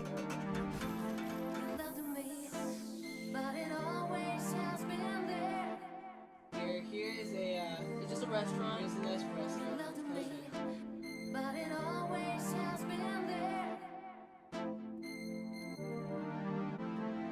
That is just such a great video, dude. If you watch that and you don't get excited to play Dead Rising 1, Games have to evolve. Right. You can't just keep serving up the same burger year after year after year. You have to put new things out for people. And I think that's what we've done with Dead Rising. We've focused on the stuff that people love. We've added some new stuff and we've improved some stuff.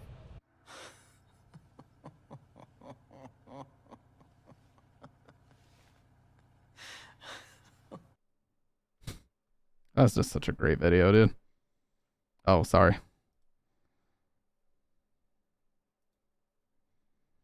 That is such a great video. Now, the other one that I like is, yeah,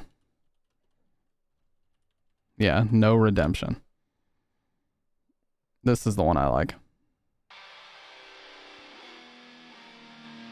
How can you say this does not sound like good Devil May Cry music?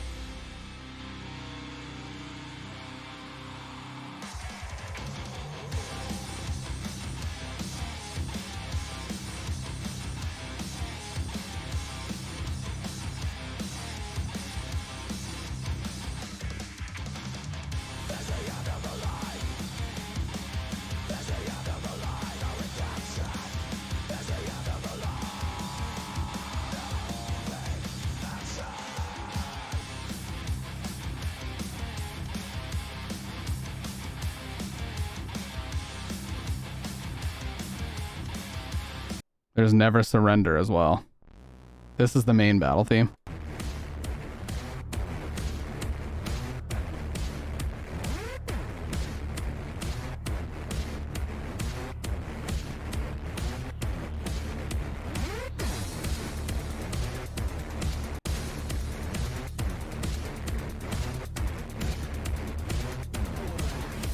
Self-medicating, craving punishment. Blaming myself for a world on fire. No more shame, no more pain. That just reminds me of Devil May Cry 4, honestly. That's like the main theme that people remember from Devil May Cry 4.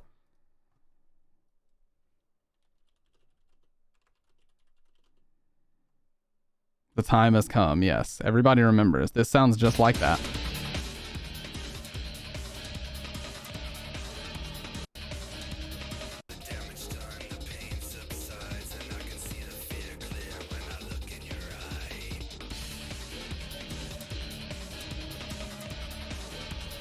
I gotta be careful, dude. This VOD's 100% gonna get muted after all this shit.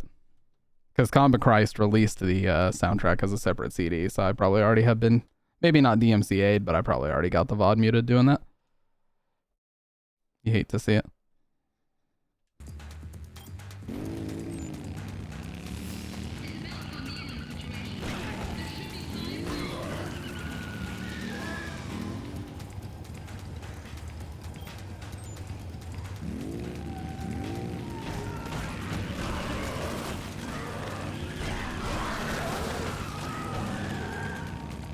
$55 million times.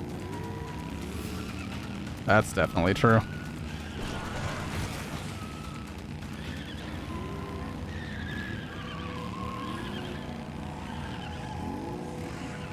Trying to avoid hitting them so I can make the motorcycle last longer. Very important.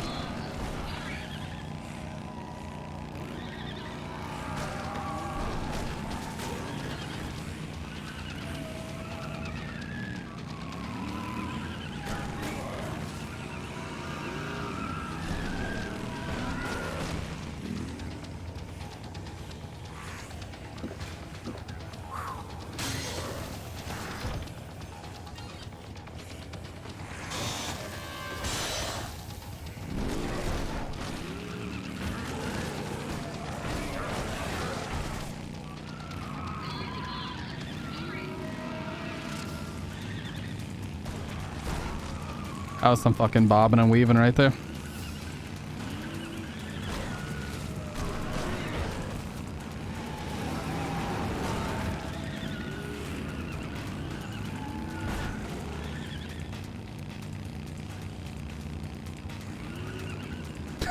Fucking tire squealing is so... The tire squealing is so overdramatic, dude.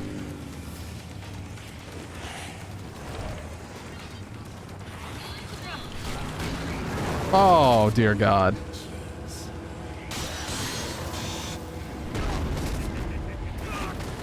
What the hell just happened? Okay, well, I guess he's out. No, he fucking blew up my motorcycle, this motherfucker.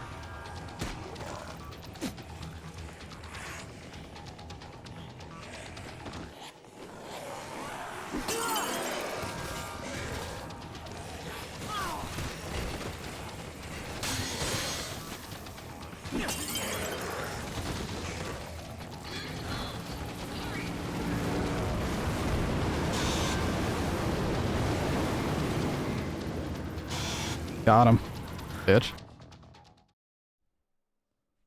this motherfucker out of here.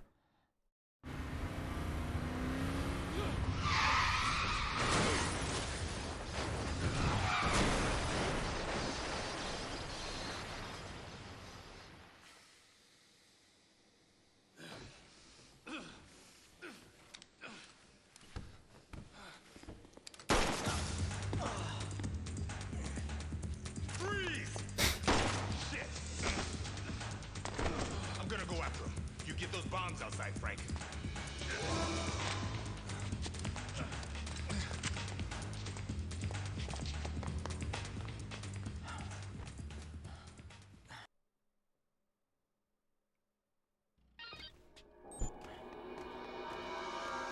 Alright.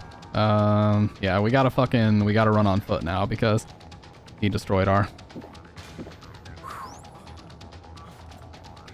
motorcycle, son of a bitch. But we have 3 left, so this is gonna take a little while.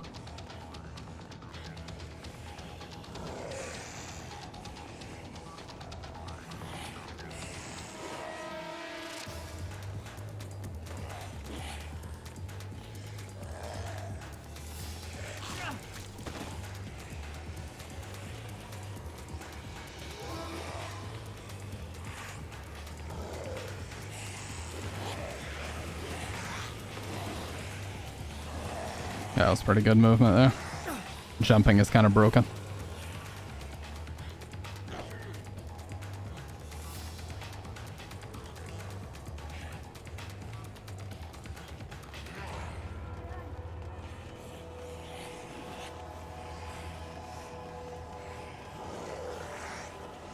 Yeah, you gotta really like weave in between them and be sure to jump at the right time.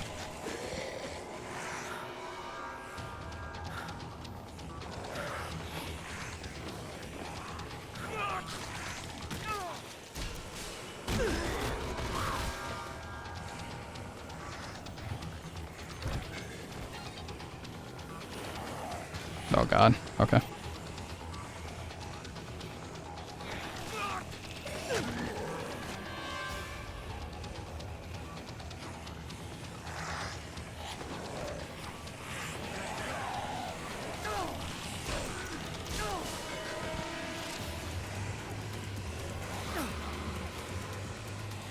There's so fucking many, dude. Holy shit.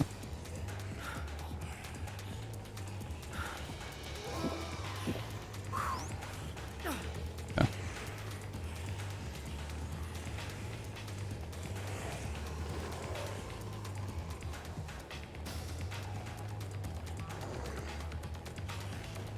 God, not having the motorcycle is so shitty here.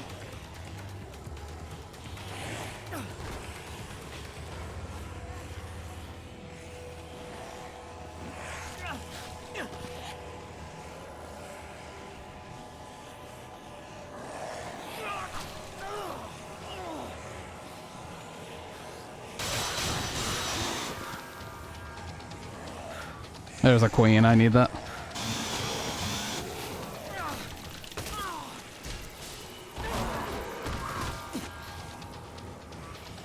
Alright, when they get really dense, I'll drop the queen.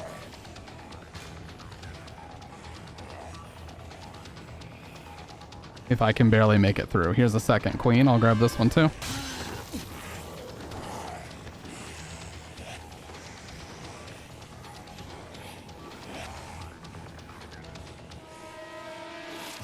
Alright, like right here.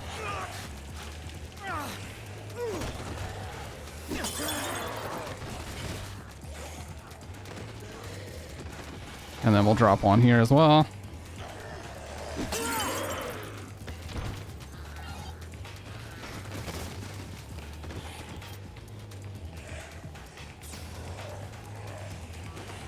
Oh, that was close.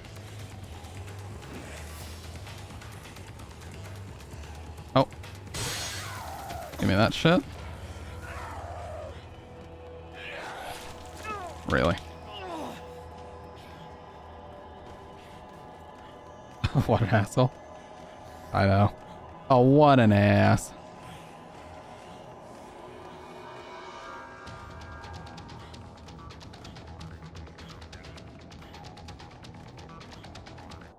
Do I even have all of them? No, I think there's one more. Okay, this queen is going to be absolutely necessary here.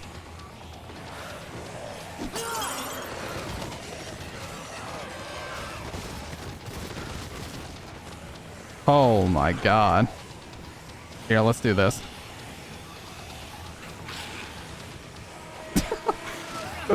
A clown show.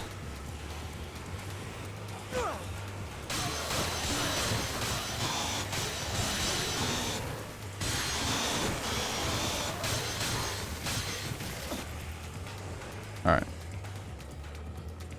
That was a clown show.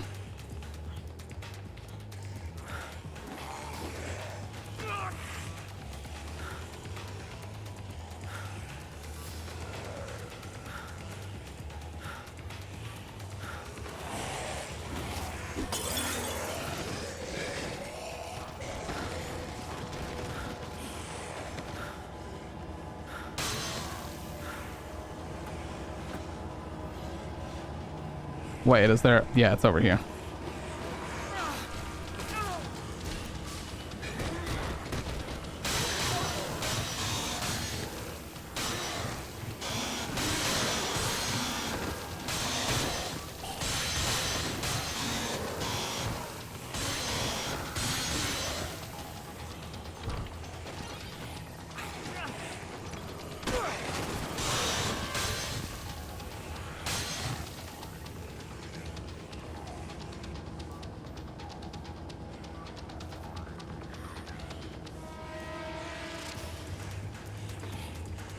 Okay. Alright, let's get the fuck out.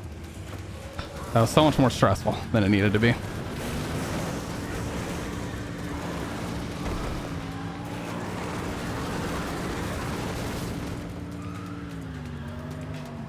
Oh, yeah.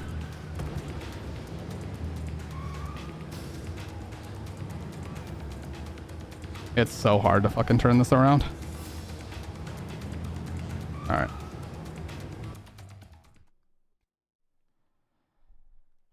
Oh, that is definitely one of the most stressful missions in the whole game right there. Damn. They don't pull any punches with that one.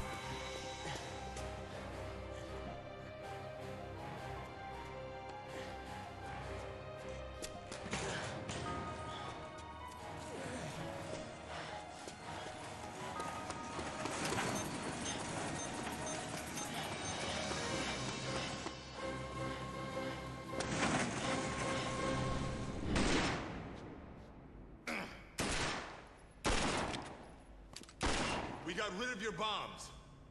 This is as far as you go today. Just give up and surrender.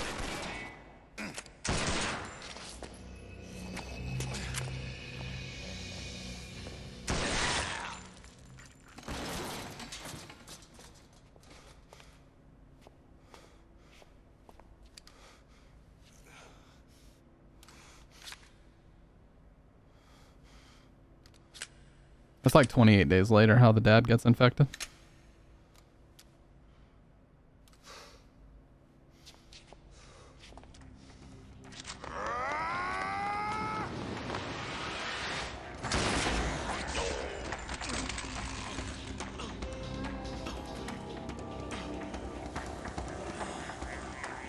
Your terrorist days are over, Carlito. You're finished.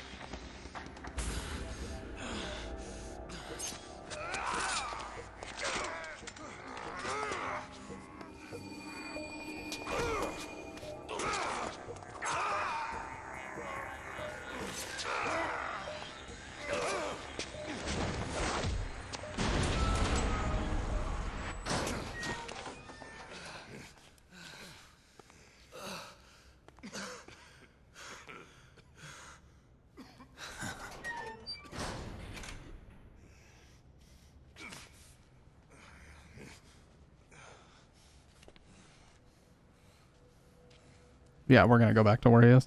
You can actually find Brad again.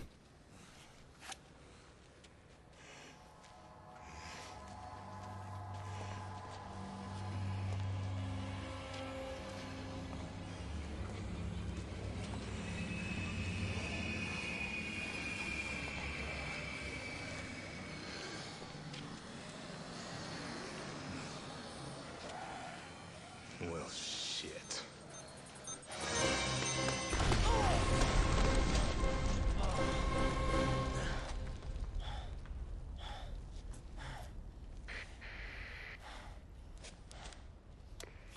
Frank, sounds like you took care of the bombs. How's Brad? The bomb's over and done with. Brad went after Carlito. Copy. Report back here, Frank. Yeah, so we're not gonna do that yet. We're gonna go back to where he was.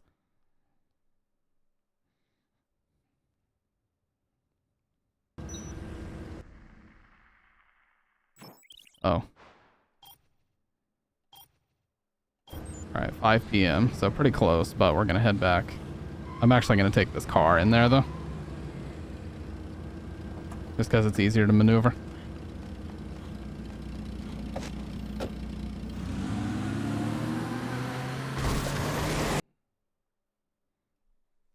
Okay, so I think to find him, we just need to go left and then right. First left and then first right.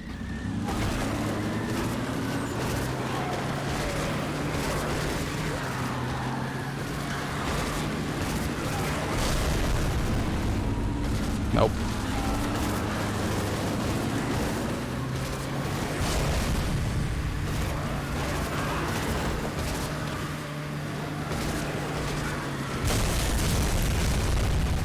And they fucked the car already. Gotta love it.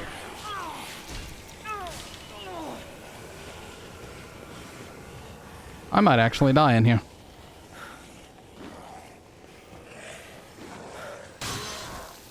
He's to the right up here, I believe.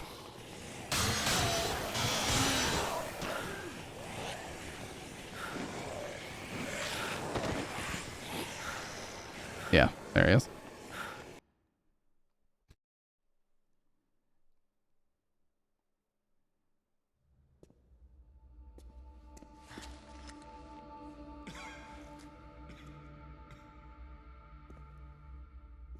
Brad?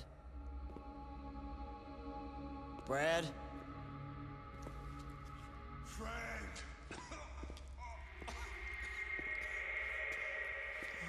Don't get any closer.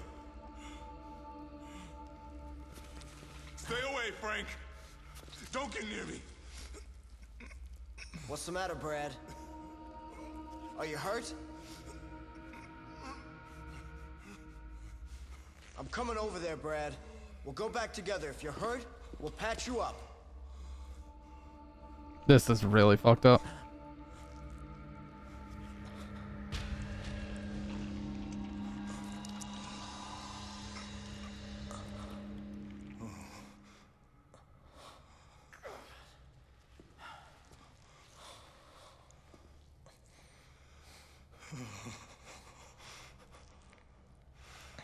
I'm screwed.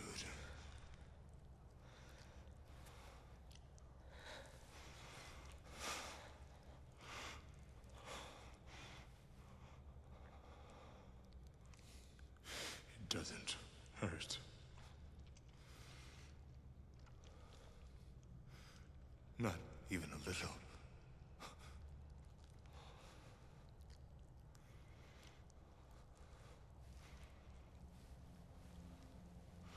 I'm already dead.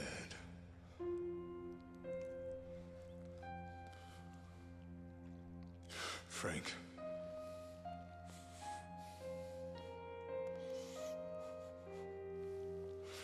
Don't tell Jesse about this.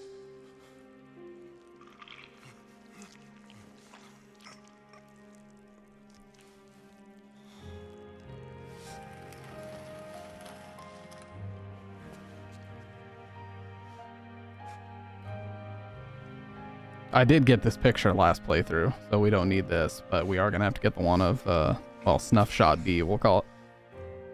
Hopefully, if I can actually get it this time. but we'll see about that.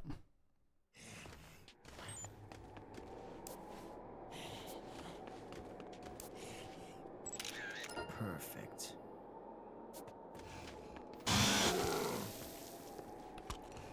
All right.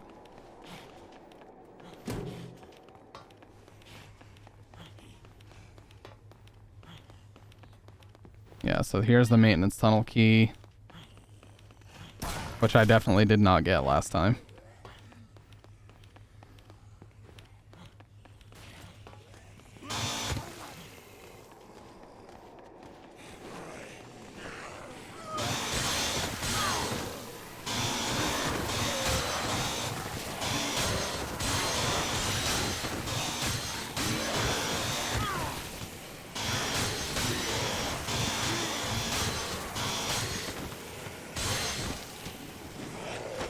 Oh god, okay. I thought I was gonna detonate that.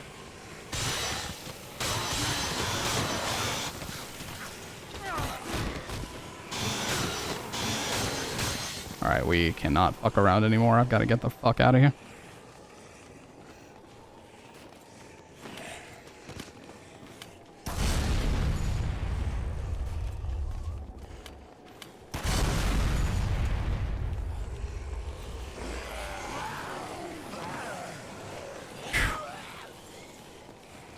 Okay, that was fucking scary.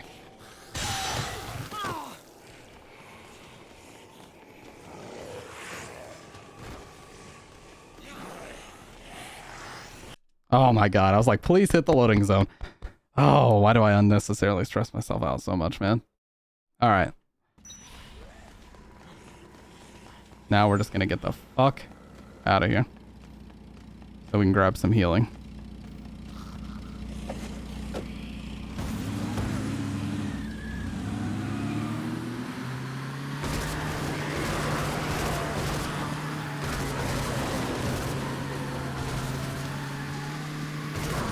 Okay.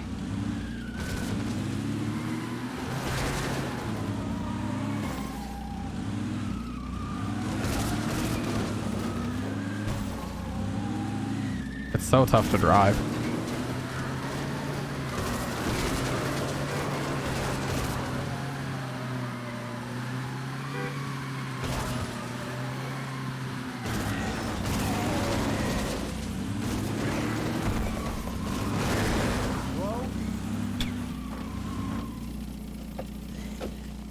The subtle little hello.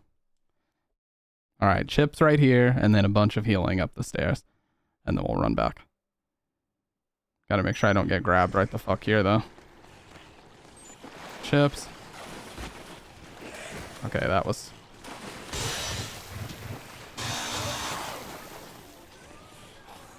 Just grab... Okay. I could have died right there. Alright, now we can heal up on orange juice.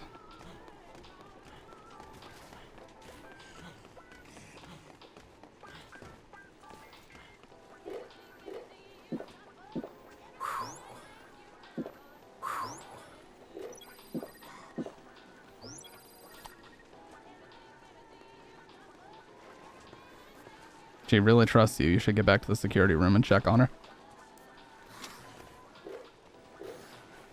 Okay.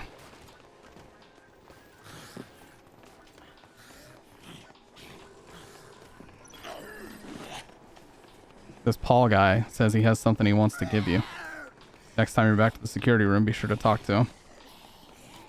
Okay.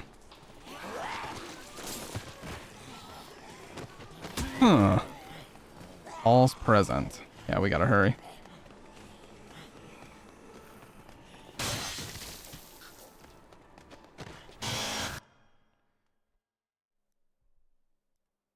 Said, oh, what an ass.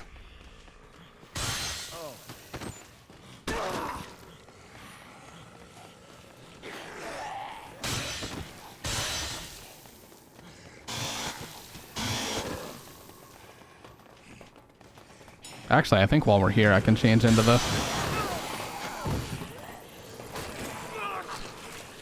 default clothes. I want to change into the default clothes after this. Man, this is so nice when it's like dusk. Anyways, we gotta hurry. I got time for this.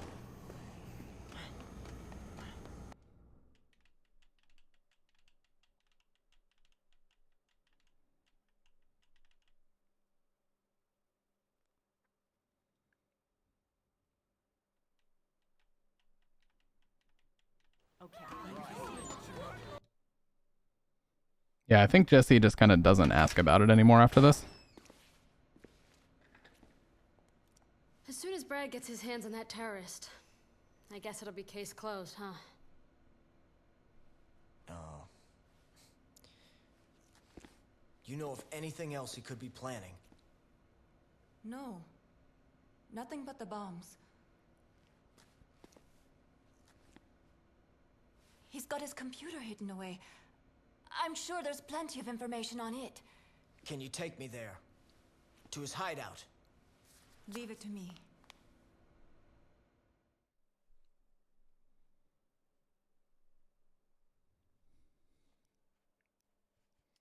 Yep, and then after this, Jesse just kind of doesn't mention it or ask you anything about it anymore.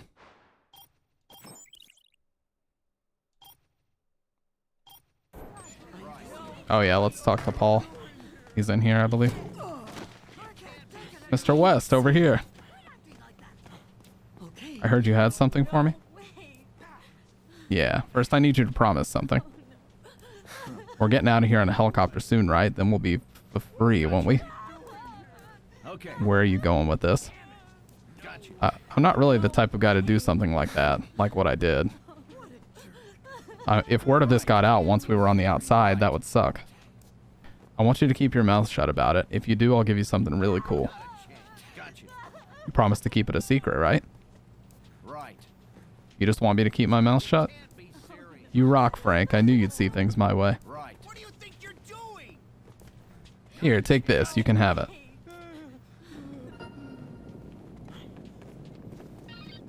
Yeah, he gives me a Molotov. Okay.